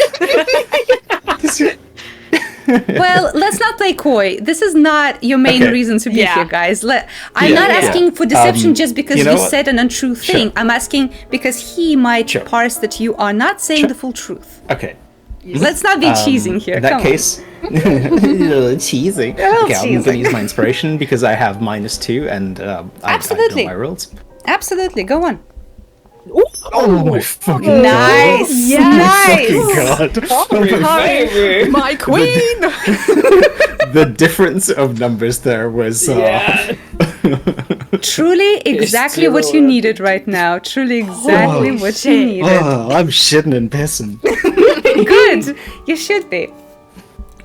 So as you say that, Wick, you feel that his gaze looks between the two of you with an uncanny attention. But as you start sweating and being nervous, you can see Kari's stoic expression next to you. Nothing in her shakes in front of this man. And after a second of pause, he smiles and says, "But of course, we should probably talk in my office. Marin, thank you so much. You may go." And the satyr nods, and Vlanoth just turns around and goes to one of the many rooms in a half circle around you and opens and steps in. I guess we follow. All right. As you go, the door behind you closes and you are alone with the owner of Primrose. For now, we'll jump back to Ritz. Yippee! Ritz, you are back in that same laundry room. You can see that aging servant is looking through one of the wardrobes, kind of muttering to himself, "Oh, that's never correct size. What is this? No, it's too big for you. What about this one?" And he pulls out one of the tunics, not particularly fancy, but it is clean at least. And he kind of gives you a quick sniff and says, "Ugh, you didn't even wash before coming here? Unprofessional." Oh, sorry, mate. It's just, it's been a week with the Flower Festival and everything. Yes, I know. Busy. This is not for my old joints. And he thrusts a tunic in front of you and says, "Well, put that on and I'll take you to the bar, show you the right drinks to pour." Oh, yeah, sure thing, mate. Also, I wouldn't mind a little tour of the place if you got a minute where not to go and shit, just so I don't get in trouble, Right, well, as a new hire, you only need to pass around the drinks and be ready to help if any of the actual servers come asking for your help. Basically, just walk around with a pleasant expression. Don't talk to any of the patrons. They don't want your ugly mug on your face. They are here to relax and look at the beautiful people, okay? We have to stay invisible. Oh, don't pay me any compliments or anything. All right. And yeah, he'll get changed and get ready for his new job. All right. He gives you a little plate, a little tray, and ushers you back downstairs and takes you to one of the alcoves where you can see a bar stretching over one of the walls. As you go down the stairs, you actually see Wick's sharp ears disappearing into one of the rooms, and the door closes behind them. Ooh. And at that time, yes? What's that room? Oh, you shouldn't concern yourself with that. That is the office of the owner, Sir Vlanoth. Oh, you see, this is exactly why you should tell me where not to go, because I'm a curious type, Yes, you and do I've not heard go a lot into... about the Primrose. Oh, no, you're not one of those. Listen, just because you're colleagues with someone, you're not allowed to just flirt with them, okay? We have a code. You don't want to see our HR. No one ever comes back when they see HR. Oh, is that so? Yeah. This is your first day. Don't fuck up. Don't talk to any pretty ladies, okay? Don't. Who the fuck's the HR? He leads you to the bar where you can see a bartender and a satyr talking, and bartender doesn't even look at you and just continues pouring. He clearly is locked in, but Marin seems to not be busy right now and says, we got a newbie here, huh? Yep, that's me. What do you know how Here to to learn the ropes. I know anything. Try me. All right. He throws you a shaker of the bar and says, okay, show me what you got. Ritz shakes it. Okay. Ritz, give me an athletics check. Check this shit out. I'm gonna shake it so good. It's passable. Okay, you start shaking it. There is a little bit of droplets falling from the middle intersection of the two bits of metal, and you kind of spray a little bit of it on the server sitting next to you as he sputters. Marin says, I mean, hey, not bad for your first day. When I did it for the first time, I totally let it flow out of my hands and hit my friend in the face. So, you know. Hey, you see, I've never done this before. First time? Yep, well, grab that then and walk around with that tray waiting to pour any drinks, but don't go into the rooms, okay? Which room should I not go into again? Any rooms. You walk through the halls, you see if anyone needs to be pointed at the bathroom or given the refreshment. That's all. Yeah, of course. Just wondering where the clients are versus where people who work here go. Well, people who work here go behind those doors and up the stairs. How new is this guy? Of course. The server says, don't ask. Just got in. Anyway, what's your name? Oh, it's Ritz. Ritz. Well, I'm Marin. If you get into any trouble, I suppose I'll be the one to bail you out. I'm sort of the senior manager. Right, you're not the HR. I am not the HR. Who's the HR? You don't want to know.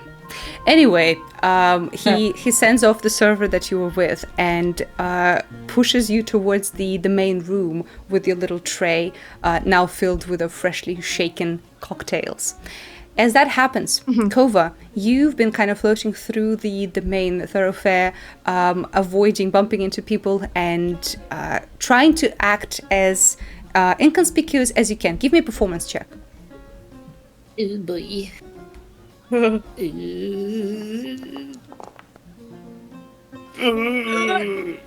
A 7. Okay. So as you go around, you can see that one of the doors opens and Dot comes out now with an empty plate. She closes the door and your eyes meet for a second, and Dot comes over and says, "Welcome into the Primrose. I see you're our new customer. I haven't seen you around. What is your preference?"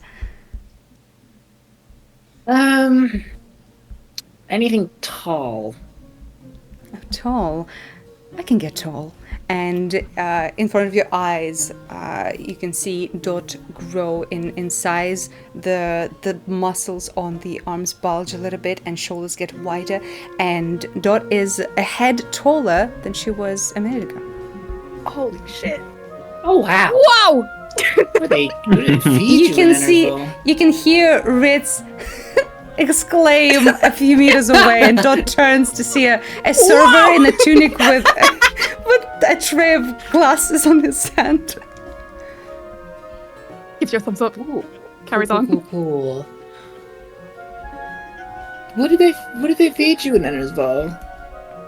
Oh, this is just what I can do. I can change my appearance in any way you prefer, but how about we find a good room to spend the evening? We shouldn't mill about.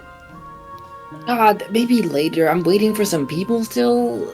I've been looking for prawns, and I found some people who supposedly had prawns, and I lost everyone else I was with. Give me a deception check. Me at 3 a.m. looking for prawns. Classic. That's a 9. Okay. As you speak, because your voice does not change with disguise self, correct? Yeah, he's putting it a little bit lower than normal. Yeah. But Yeah. As Dot listens and nods to you, for a second you can see that they pause. Okay, chat is bailing you out and giving you inspiration. Do you want to use it now? Okay. Yes, I will. Oh shit. Come on, Clover. Okay. That's better. That's better. A 16. Chat, give me a roll of a d20. Thanks, Doig. Come on, Thanks for that Doig! 18, Doig. Thanks. I appreciate Doing the it. game. I Doing the table. All right. Well, this is, I Oh think, my gosh. revengeful Lion's behavior, I think. Oh, So you can see that Dot pauses, and you can see a flicker of familiarity on her face as she turns to you. Ritz, you notice that because you've been standing and ogling from a few paces away, and you can see that she turns to Kova and say, "Now, prawns, was it?" Can Ritz intervene? Yes, of course. Can he walk over and accidentally bump into Dot and spill a bit of the drink on her? Like a clumsy idiot. Okay, give me a performance check. Gotta bail out my boy. 18. Okay, much better. Much better. So, as you bump into Dot and whoa, your drinks clutter down, you can hear from somewhere a bit away Marin say, "Oh, damn it." And you can see that as the drinks clatter, Dot gasps and turns to you and says, "You dolt, what are you doing?" Oh, gee, I'm so sorry. It's my first day. I'm just a bit nervous. Sorry. He gives her a bow. She starts to kind of try to get the drinks out of her robes, but they are soaked. Oh, here, I'll help. Clover, you're trying to sneak away while that happens. It's not really sneaky, just walking off. Yeah, Ritz is trying to help dry the clothes to create Yeah. as much fuss as possible. Give me a stealth check with advantage, Clover, because Ritz is actively taking attention. Okay. 17. That's good. So you quietly slip behind some of the curtains, and you can see that Dot is now much more concerned with the mess. She clicks her fingers, and you can see that elderly servant comes by, grabs you by the scruff, Ritz, and starts leading you away. And you can see that Dot, grumbling, goes to that same doorway that she came out of recently. Ritz and Kova, give me a perception check.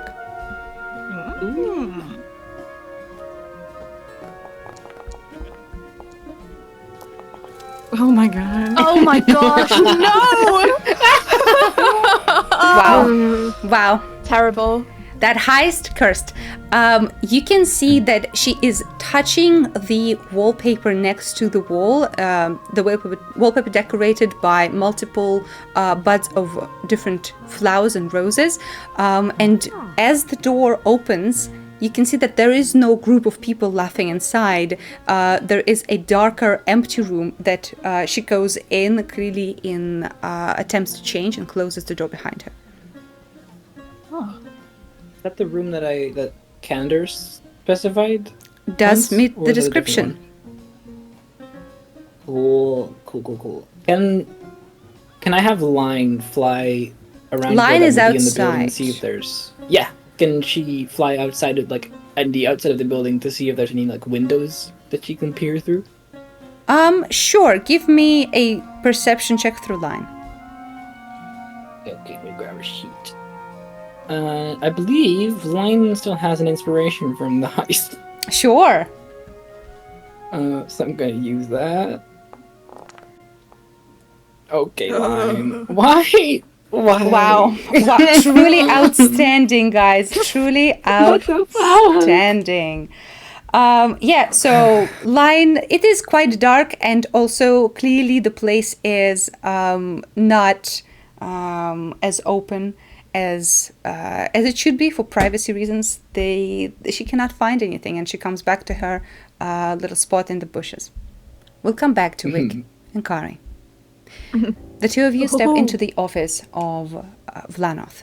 the place is opulent and richly decorated with a lot of beautiful pieces of art. You see a marble statuette in one of the corners, and although opulent, this is clearly done with a lot of taste. A lot of decoration here is of drow origin, and you can see a lot of dark gleaming gemstones set into the furniture. He goes and steps behind the desk and sits down on a cushioned chair and gestures to the chairs in front of the table and says, "Please sit down. Any refreshments?" I'm okay. Just the water. All right. He moves his hand, and a tall bottle uncorks on one side of the table, and the liquid inside is clearly dark red wine, but as it pours, you can see water streaming out instead. Interesting. Whoa. And Interesting. Riz woes again from the outside of the room. He senses something cool happens. Trying very hard not to yell out Jesus Christ. Yeah, He's every turning. will you hear is Ritz seeing a hot person. As the water is poured, he says, "But of course, if there are any questions, any concerns, I will be happily obliging." Yes, I'll get right to it. During the soiree, there was an uninvited guest who had shown up and subjected everyone to various arrays of illusions. Some experienced personalized, crafted ones. And knowing you're a guest, we're trying to understand if you had received a vision to begin with, or if you had received something that was more personal to your life. As far as I understand, everyone in that place received a vision. And speaking of, I think I've seen the two of you there. Mm-hmm. That is correct. Have we were you both guests attending. received the visions? We have. Oh, and what about, if I may ask?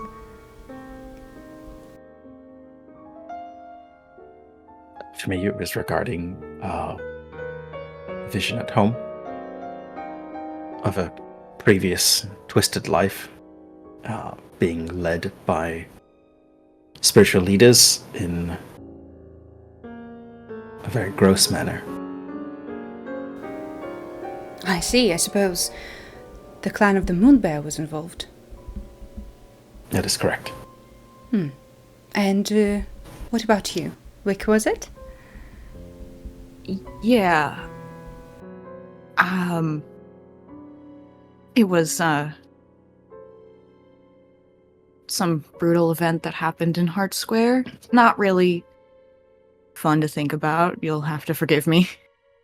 Oh, understandable. I don't suppose anyone experienced anything lovely that evening. Many people were quite irate after that. Well, as for me, I will unfortunately have to disappoint you. My vision was quite dull. It involved a massacre in front of the throne, in front of every guest. Quite a brutal but uninspired display. Insight check. Go on. Come on, Wick. God, no, it's never gonna work. No. I have an inspiration. I don't want to waste it just in Okay, case. so you're not using I think. No. Yeah, I think it's okay. All right. And they say, unfortunately, see by your faces that this is not entirely satisfying, but there you have it. Although, I will say I'm surprised that Lady Gwendolyn sends her people my way. I had a feeling that she didn't like me very much. Well, personal grudges aside, the safety of the city is the most important thing. Grudges? And what have I ever done to offend? I would amend it immediately if I knew. I don't know. You seem to think that she has something against you, but I sense maybe there's a nothing. bit of I don't know. distance and, well, clearly there is some unspoken coldness. If you have any insight into her thoughts, I would greatly appreciate.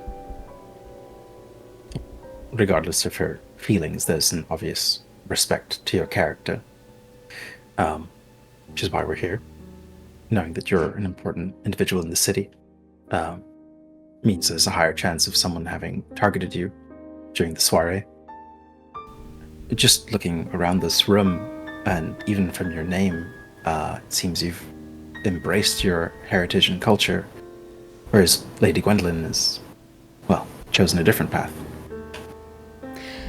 Oh yes, I am much closer to the culture of our homeland. Darakur lives deep within my heart, and, well, it is true that most people who want to settle in here have to abide by certain traditions. I am one of the fortunate examples of someone surviving otherwise. What was the word that he said? Harakor? Darakur. Darakur is the Drow kingdom deep under the ground. How do you spell that? So DARA''KUR. Thank you. You're welcome. I will say, however, curiosity for curiosity, I've noticed that Lady Gwendolyn was markedly missing during the fallout of that unpleasant event. I'm surprised that she's sending people my way when she clearly was uninterested in gathering evidence herself. What happened? Why wasn't she there to protect us?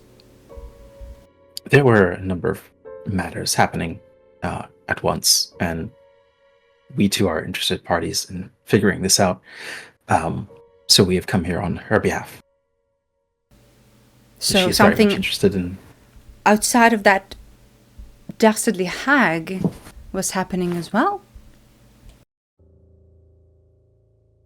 You could say it was all related. We were trying to figure out all the pieces involved. But obviously, one can't be in more than one place at a time. Without magic, at least. I see. Kari, give me an Arcana check. Interesting. Ooh. Oh no! Oh no! Oh no, I just realized something. Oh, it was did so you? close to being a 17. God damn it. Okay, 13. For a few minutes, you see that Vlanoth seems deep in thought and looks at you with a somber expression. And then he says, oh, well, I suppose one can only hope that this is a temporary setback for Ennersval. I would loathe to have to move because of some hag business. Yeah, well. Was there anything else? Without its... I don't believe so, other than, well, more personal curiosities as to Prim, the name of this establishment is named after. We acquired a sample of her perfume at the curtain call. I guess we're just curious to know who she is and what she means to the vaudeville or to the city. At that, you see that Vlanoth stands up and with that same polite, magnanimous smile says, oh, but I'm afraid that my time is extremely valuable. I would love to continue entertaining you, but this evening is one of the very few I have left of the Flower Festival. You understand, I have to know very well what's happening in my establishments, and the vaudeville performance is about to end. So, if you shall excuse me. No problem at all. Thank you very much for your time. And you step outside of the doors. Ritz, you have been hauled away by the servant who started immediately berating you, gives you a little jar of detergent and a mop and says, go and fix your mess. And you go back to the center to start scrubbing. At that same time, Wick and Kari, you are let out, and all four of you are around the same area, next to the fountain. Do I still have the cup of water? Sure. Yay. Excuse me, sorry, just Oh, Wick, Corey, hi. I got a job, What? and I got demoted immediately. How's it going? I'm infiltrating. How are you doing? Wick is pretending like they don't know Ritz. Looking Ritz is around leaning frantically. over. No, talking out the side of their mouth.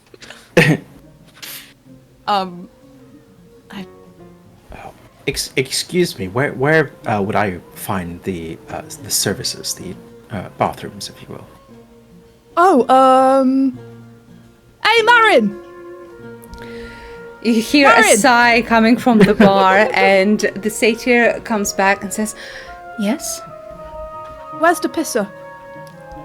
First of all, we don't call it that. Second, you don't scream for me. And third, you should know where the facilities are. The bathroom is that way, my lady. I am so sorry for our unorganized, strange, uneducated help." Sorry. That's No one quite showed all me, right. Marin. Your visage makes up for it. Thank you. You are a charmer. Charmer. I understand that your business with Sir Vlanoth is finished, but if you require any refreshments, let me know. I will do. Koa pass by Kari and sort of tap his temple to let her know who he is. Just from that sign, I'll gleam. Okay. Activate the mind links if you wish. Yeah, he'll tell what's been happening so far, and also will point out the rooms that he knows Betry was in last, and then the room that Dot went into that he thinks is the one that Candor was in. You guys are next to the fountain. When Marin leaves, no one is like actually next to you, so you can talk. Yeah, okay, so Dot is on to me a little bit, quite a bit. Yes, so I saw. That's not saw them great. earlier. Can you, change again? Not in the middle of the place without it looking weird. Oh, like in the bathroom or something. The could. bathroom. I could do that, but someone... I'm noticing I'm quite clumsy. So if someone else wants to sneak around, that would be great. Well, we got in here on official business, so I feel if you need it, well, that's true. You can keep it up unless you change your image, and if anyone questions you, then you can say, well, this time you're here because you've been let in. All right. We've spoken to Vlanoth. He hasn't had a unique vision, but he did confirm what that was like the others, so it seems his story is corroborated well enough. Hey, do you think you could get Vlanoth out of his office? Oh, no. I mean, I'm just running Oh. it by you. If you want to sneak in somewhere, sneak into that room. And he points to where Dot disappeared in. Oh yeah? What's in that room? I don't know. Well, he has left his office, but I don't know what we'll find in there, and that poses a big risk right now. I could cause a really big commotion if we want, but I'd definitely get out if I do that, so... You're saying he's not in there right now? I am saying that. Oh, okay, cool. Yeah. Ritz, no. No, Do you need drop a big it. distraction? Because I can do it. I will remind you that Wick and I have used Gwen's name to enter. If you are caught, I will not back you up. Right, you're saying you'll let me get killed. Yes. Right, I'll okay. get killed is a big one. You probably just get arrested again. I mean, I mean, guys. you're in here as a worker, so if you'll get fired, I guess is your. Maybe I was is the just worst thing. mopping. Yeah, I'll get fired. But Vlanoth might recall you from the soiree because he recognized Wick and I. So, Did you see a window in his office? V, was there a window in his office? No, I you have imagine not there'd be seen. something. Oh, No, but there was a lot of cool drow shit.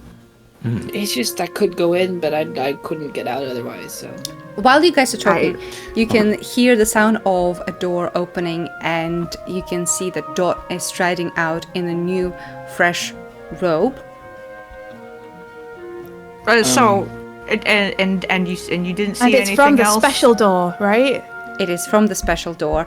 You can see a slight sliver of a place within. It looks like a dark office. If anyone looks at us, I'm just making a note that Wick has their journal out and is pretending to ask people questions so that it looks like they're talking to these people not in a friendly way. Okay. Dot is passing by you guys, gives Ritz a stink eye, and continues walking. Cole will not walk with you guys. He'll move out, but he'll keep being in Kari's head. Hey, if you need like a grand distraction, I've got a plan, but I will run out frantically if I do so. So just putting that one out there. Just give me a sign. So we have two things left here. Find Battery and decide on which room to spy on, I guess. I can handle Battery. Look for him. Yeah. Yeah, Ko will point out the room that he's in, or at least he saw him in last. And try and figure out what's going on with Lobelia if you can. Lobelia. I will ask Marin. Okay. As that's the familiar face that I have so far. Yes. Marin, I have one favor, I suppose. There is a colleague of ours here called Battery Pebbleworth. I just wish to say goodbye, and that's it. Just a quick word. Give me a deception check.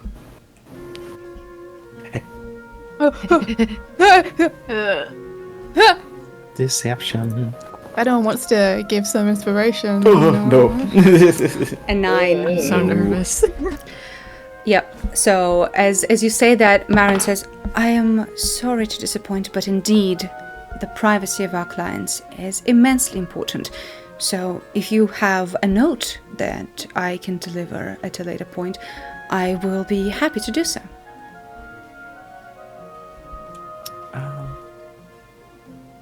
I suppose note. Let him know that the bad lads are leaving the city for a little while, and hope to see him when we return. I shall deliver that news. Thank you. All right. Now, Ritz, are you going to Dot's office?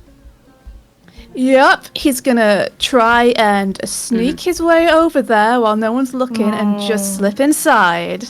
Okay, give me a stealth check. Just keeping an eye on him. Yeah, unless Koba wants to let him know anything about the wallpaper or anything, he did not see that, so...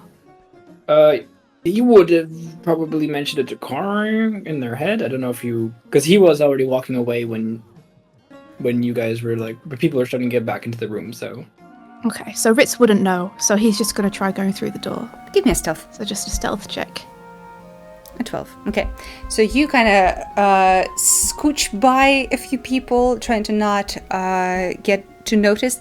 You get to the door, you pull on the knob, and as the door opens, you hear raucous laughter, and there's 3 merchants surrounded by beautiful women with their tops already off. And as you appear in the door, one of the men says, "What is this?" The women turn to you. Hi. I heard there was a spillage. Don't spill, you close the door. Nice, mate. Approaching One of the men this. starts to get angry. "You little oaf, I'll show you!" And he stands up and menacingly goes closer to the door. Have a nice night. And he'll close the door and Okay. scamper around one of the curtains. Okay.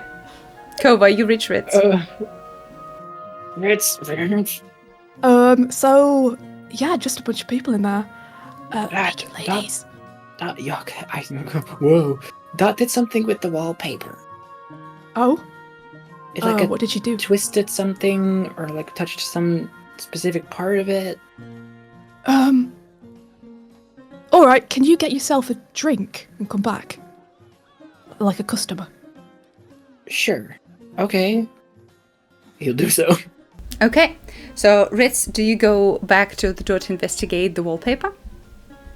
Yeah, he goes to the door and he waits for Cova to come back with the drink. Okay. Wick, what do you do in the meantime? That's a good question.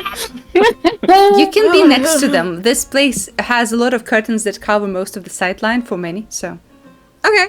I guess if Wick is just gonna try to hide in plain sight, they have a pretty high stealth, so they'll probably just try to become inconspicuous nearby. Okay. All right, give me a stealth check. Okay. God. Normal roll. Okay. 16. Not bad. So you make your way slowly, inconspicuously towards Ritz and Kova, who is now holding a glass of champagne. Yeah. As Cova comes back, Ritz will trip him over, so he spills it onto the wall. Sorry, Mom. Let me just, I'll clean that up. And he'll take a rag and start basically going over the wallpaper all the way around the door. Okay. Ritz, give me an investigation. Can Kova help by looking at the wallpaper as well? Sure. And You can pointing just out also stuff? do investigation. Cool. You might be better to do it, because he's not great. Okay. All right. So 10 and 17. So Ritz, you immediately notice that there's a lot of repeating pattern of small roses with little flowers and leaves.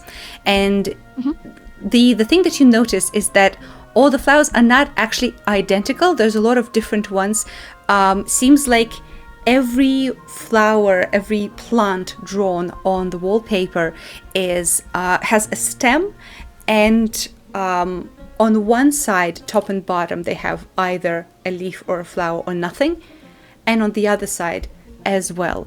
And Kova, with your 17, you notice that some of the symbols give off this slight dying out little bit of magic, as if they have been used recently, activated in some way, and now they're losing that spark as they go back to waiting.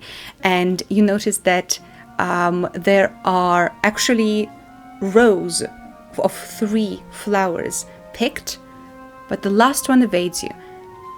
This is what you see. Ooh! Oh no. Brain. While you think about that, I mean... Kari, we'll come back to you for a second. So clearly, Marin has declined and just made a mental note and came back to sitting next to the bar. What do you want to do? You see in the distance between some of the curtains, the 3 of your friends kind of piled next to a wall and just staring at the wallpaper. I will assume that they have a handle on things. Good. Homebrew. So I will try and glean of other objects or people of interest in this place if by having a look around. Okay, give me a perception check. Yeah. Ooh. 18. That is quite nice. So you look around, and indeed the place is abuzz with activity. Some people here are clearly guests from far away lands. You even do see one of the people you've seen in the soiree, one of the officials from the Ember Eagle clan. And as you walk around and listen, you hear a familiar laughter of someone saying, "Yeah, dude, yeah, your boobs are like the best I've seen in Ennersval, yeah." Oh my gosh. And you see one of the doors slightly ajar, and you see Arit inside, alone with a half-elven lady with a long tunic, and he is unabashedly looking at her boobs and giggling like an idiot. Like, oh yeah. Kari just has her arms folded, and she's kind of like, she's not disappointed, but she has that smile of like, you fucking idiot. You're just dumb, simple man.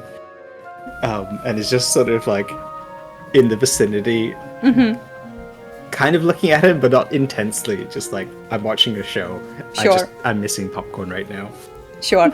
As you stand there and listen and just observe Arit in his natural habitat of being stupid, you do hear someone from the passing group of servants say, "Oh yes, take this to Lobelia." Yes, and you catch that, and you notice that one of the servants passes by you with a cooled bottle of wine in his hands, and moves to a room a couple of doors down from Arit's, and slightly opens the door, and you see velvet cushions on the other side, and a foot of a hairy halfling. Is it a private space or one? Yes, they went into one of the private rooms, and clearly delivering the wine. Can I knock? Can I see around, or just say like, Mr. Pebbleworth, is that? Well, no, actually, I won't say a name. That'll be a bad idea. So, do you go to the door? Yeah. I'll go nearby, and just stand close enough to listen. All right. As you stand and listen, you hear a little glug, glug, glug of wine being poured, and you hear Lobelia say, "Well, on the contrary, my dear, I believe that Giladian architecture is only in the first beginning stages of its flourishing. Take Port Elfinora, for example, and the illustrious lighthouse, although magnificent in its stature, indeed simplistic in design." And clearly they're discussing architecture, and you can hear Betty say, "Oh, my dear, but you have not seen the ships. Oh, I'm sure that as soon as they incorporate the same power of the masts, that the architecture will soar as high as the ships, and it's going to be wonderful." And the servant comes out without the bottle now, and for a brief moment you do see that Betry is in the lap of Lobelia. The Furbog is massaging his head as he's lounging there.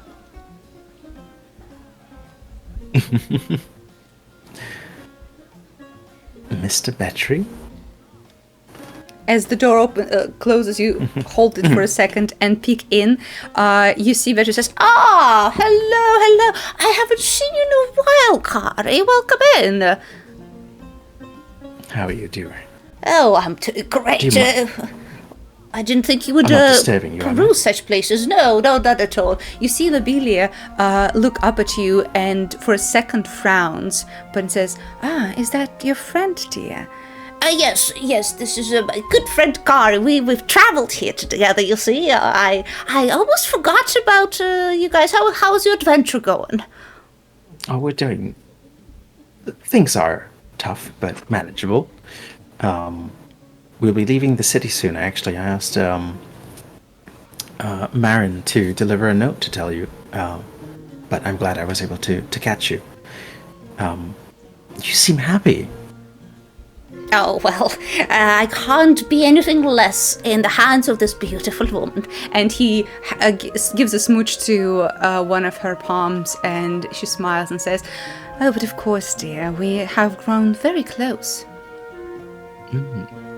Yeah, I overheard talks of architecture. A friend of ours, Snaggles, mentioned your name. You must be Lobelia, right? Snaggles? Who is that, dear? And Lobelia says, yes, a struggling musician in the city. He is a curious sort, does love the art, but doesn't understand it quite as much as you do, my dear. And Betry seems appeased with that. amused by her responses. She'll sort of return back to Betty and be like, yes, have you managed to sell any of your whiskey?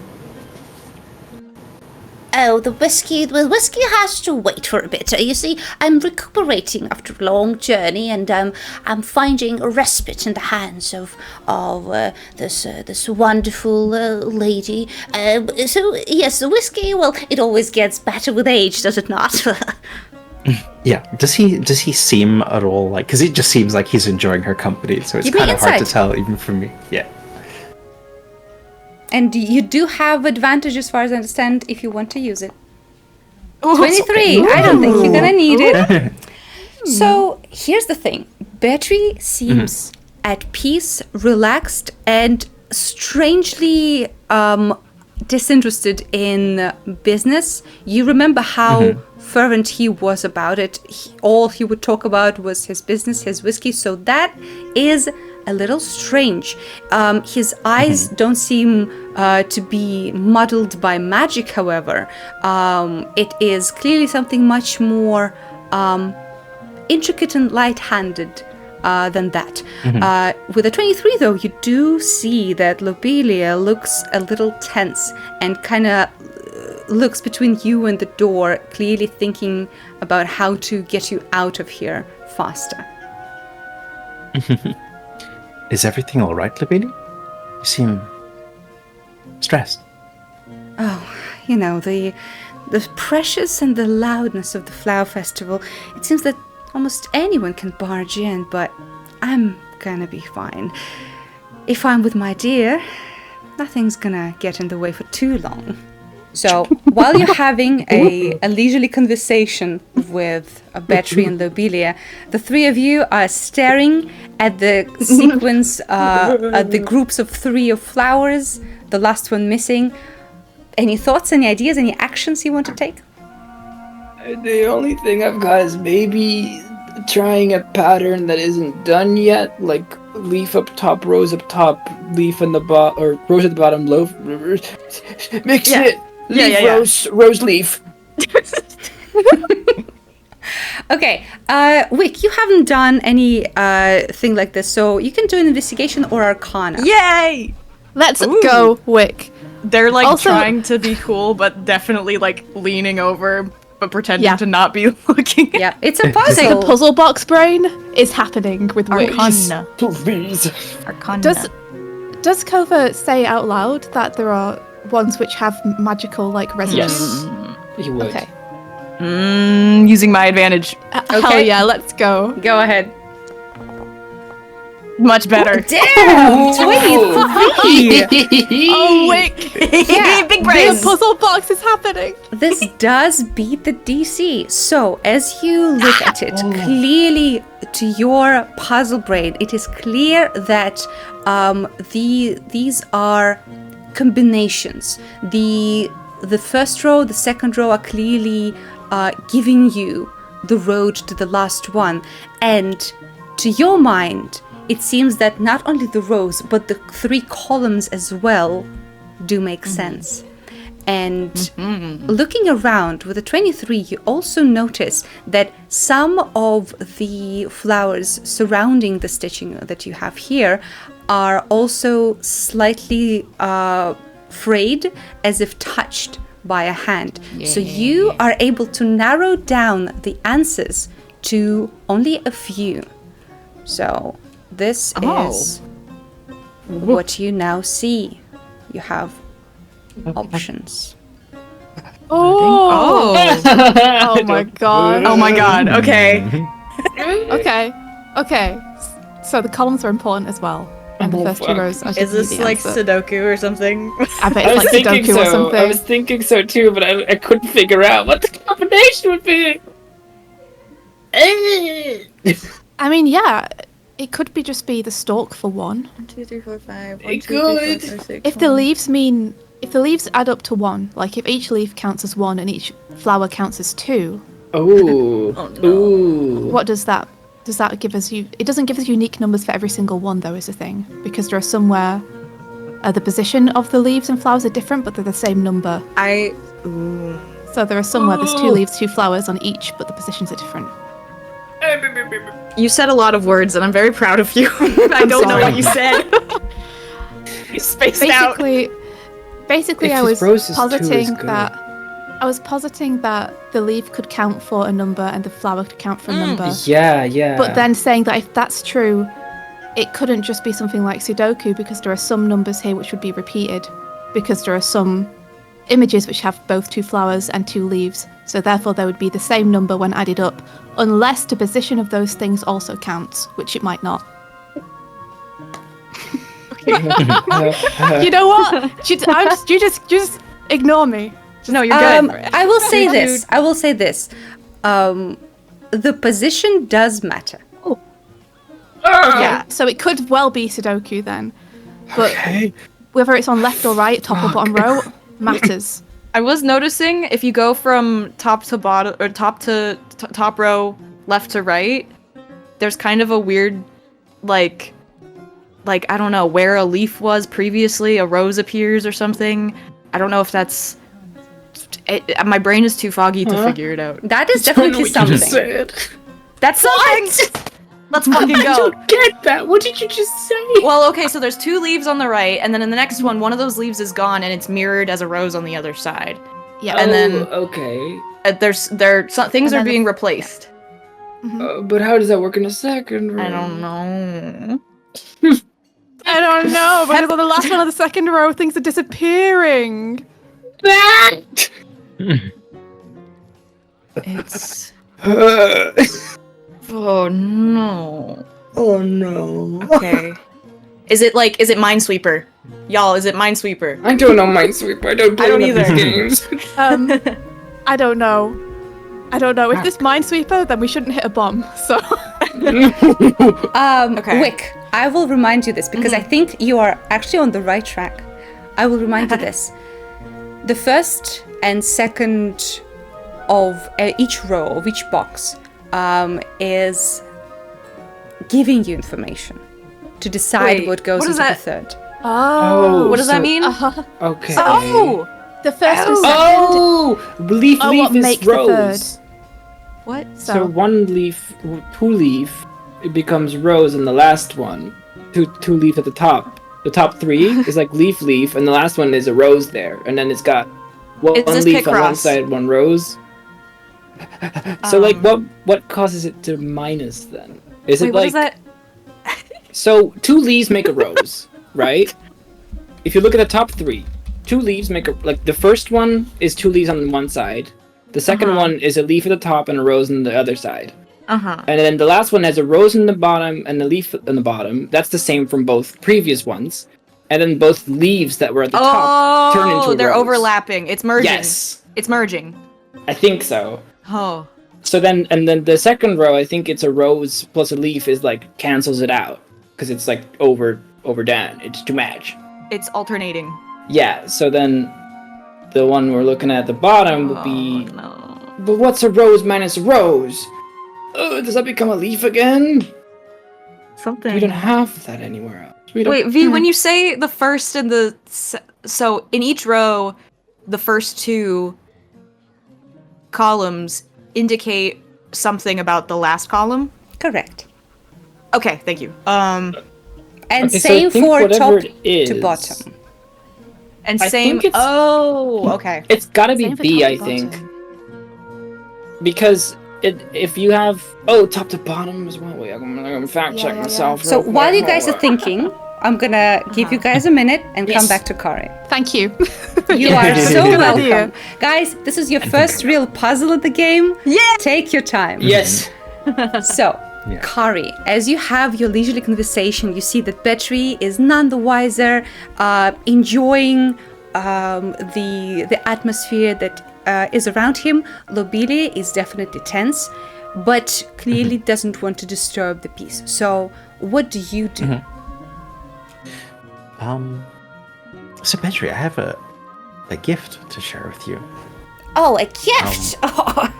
Well, please Yes. go on. I mean, you quite gave a- me the well- biggest gift of all. You saved my life. I've told Lavilia of our wondrous adventures together. That she was amazed, and this is one of those heroes. And she's like, "Oh, how nice." Yes, it was quite a dire situation, but we managed to get out. Poor Jonah, though.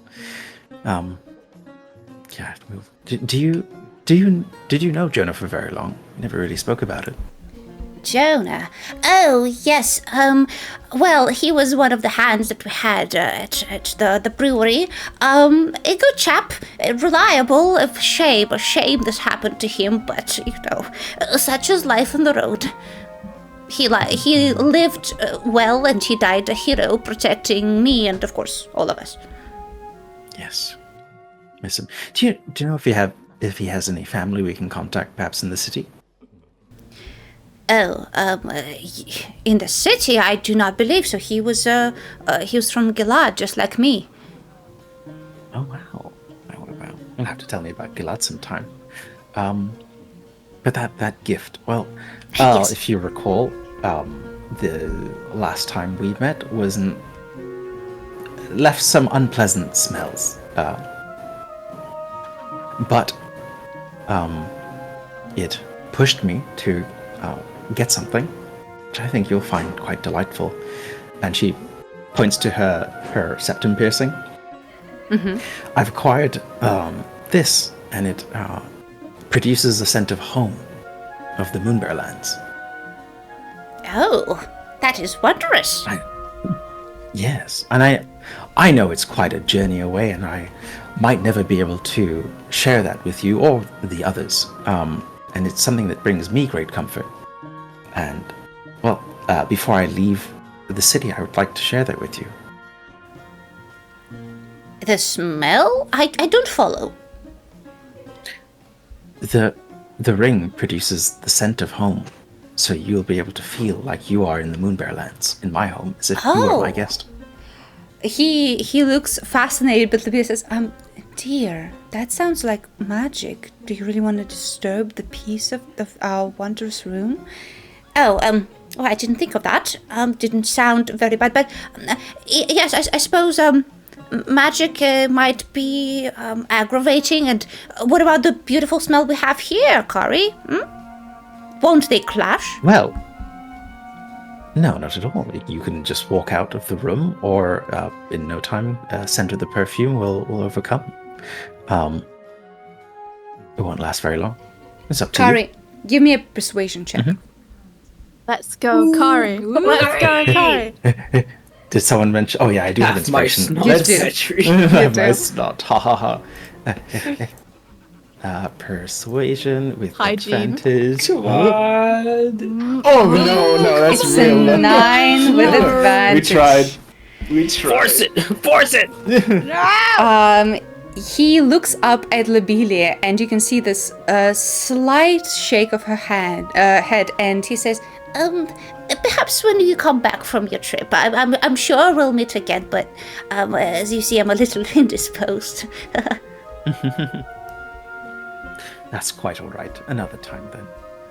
So, I'll leave do you you want to to cast anything, or are you just leaving? Oh. Oh. What if you do though? What if you do though? But what if I do? I mean, it does have a large. It does have a large, like 20-foot. It's gonna change the status quo, so you have to decide on your own. Yeah. I will honor his feelings right now. Okay. And, I will leave. Yeah. All right. As you leave, you see that the three of them are still staring at that wall. And what have you decided? Okay. I Wick, think it's B. I think yes. Wick's got it. I think it's Yeah. B. Kova, we're all so smart. We're Okay. so smart. Wait, Yeah. you So You It's- explain. Who me? Yeah. Okay, so leaf plus leaf equals 2. If we say 2 is a rose, right? So it's leaf plus leaf, rose. And that means that the top left is both leaves is a rose. And then the only thing I'm hung up on is what 2 roses make. And my I think- theory is that makes a leaf.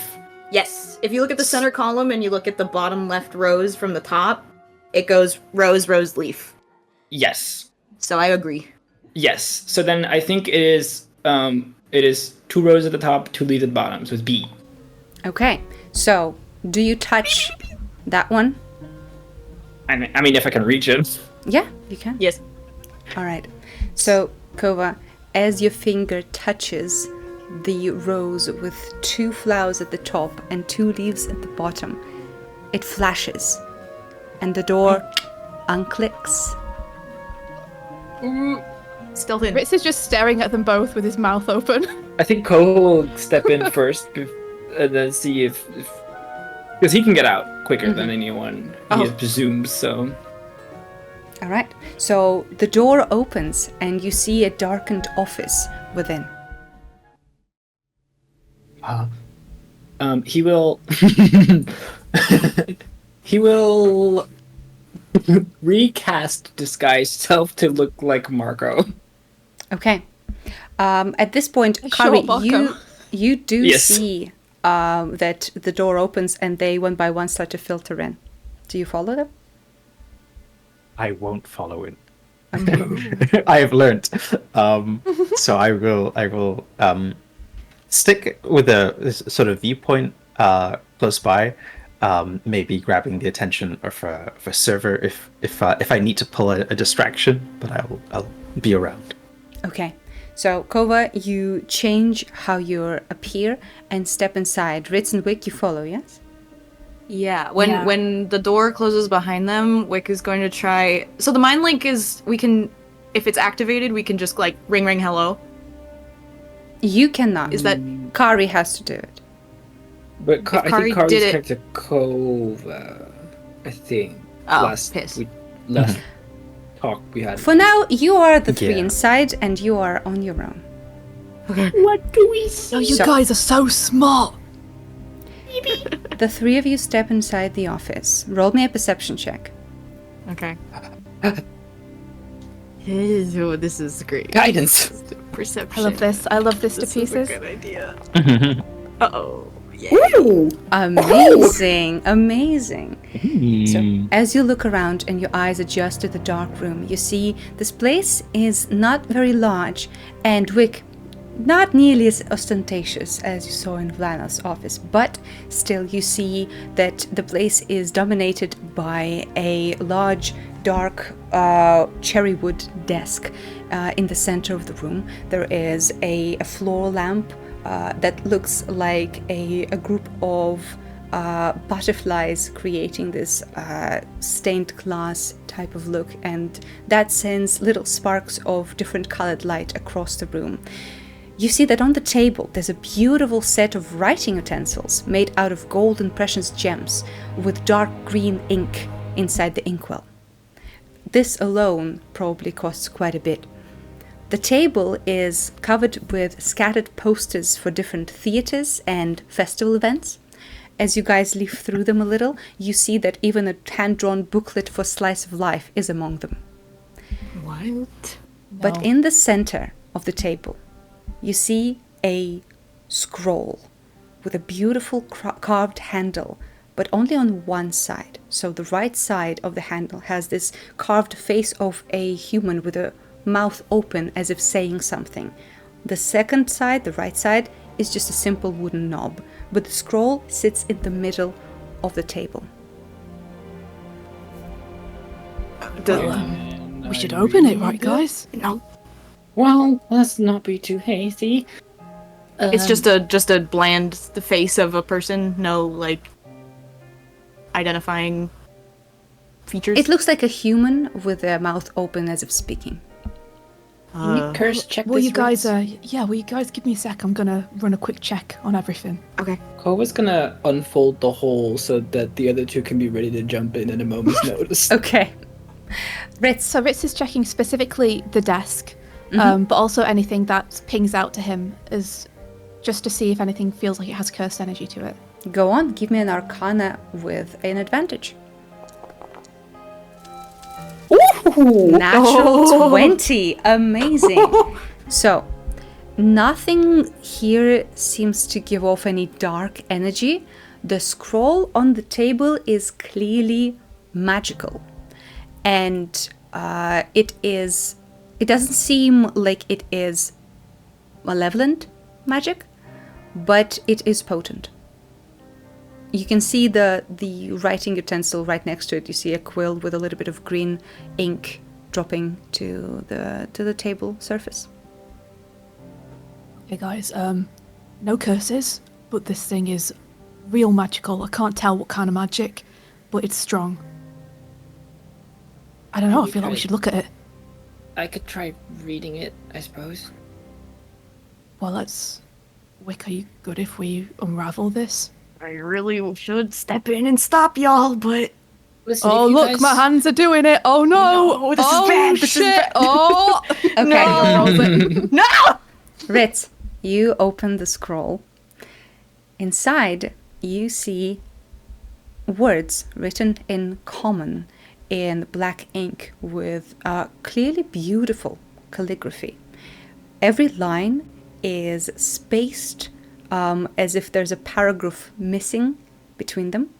And it's clearly a scroll that started a long time ago, but its space is quite short. So some of the lines at the top are fading as new lines added to the bottom.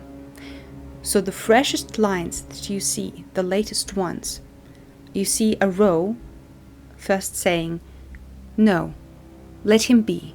We don't want to meddle with the links. Perhaps he'll do some of our work for us." Then a paragraph break. "I see. Unfortunate." Another blank space. "Yes, I know. Extremely rude, but I don't have time to deal with young upstarts right now." Another space where some other text may be, but now is gone. "She's a dubious ally, but an ally nonetheless. You have my blessing for this operation. Tip off the magpie and set up the snare." Then another blank space. "That loudmouth is in danger. Prepare the velvet room and put Lobelia on surveillance duty. She knows how to keep guests happy." Then another break, and the last line here. "Complications. Must depart for Feywild. I'll bring some of that thistle wine you and Marin love so much. Keep me updated." As Ritz reads this, his breathing speeds up, becomes more frantic, I'm reading it over your shoulder. and at the end he looks over to both Wick and Kova, and you can see that there's something deeply shaken in him. Hey, we gotta get out of here. What's this? They're writing to someone, right? Yep. Okay, let's think about this after we get out. Is there anything else on the desk right now, like written with the green ink? Nothing is written with the green ink. Interesting. What if we Okay. spill something on it? Hey, just kind of. I'm just gonna use my sleeve and grab the pen and just scribble and write some just nonsense on one of the pages in my journal and then close it and set it back down. So Uh-oh. you take your journal, you grab the Yeah. quill from the table and write something, yes? Yeah, just like a scribble in one of the corners. Okay, you scribble, you close it. Do you guys want to ask the scroll anything before we go? What should we ask? I'm down, but like, gotta decide something good. I mean, you two are the brainy ones around here, I don't know. My brain is telling me we gotta go. Yeah. There was a window that Line was looking through, right? No, there No, I was don't like think so. a No window. skylight up top that was the main part. She didn't find any other windows. Ritz, as you hold the scroll, you hear a little scratching sound, and in front of your eyes, on the page, you see black ink forming new words. "I sense intruders. Who is this?" And this is where we're going to stop. Oh my gosh!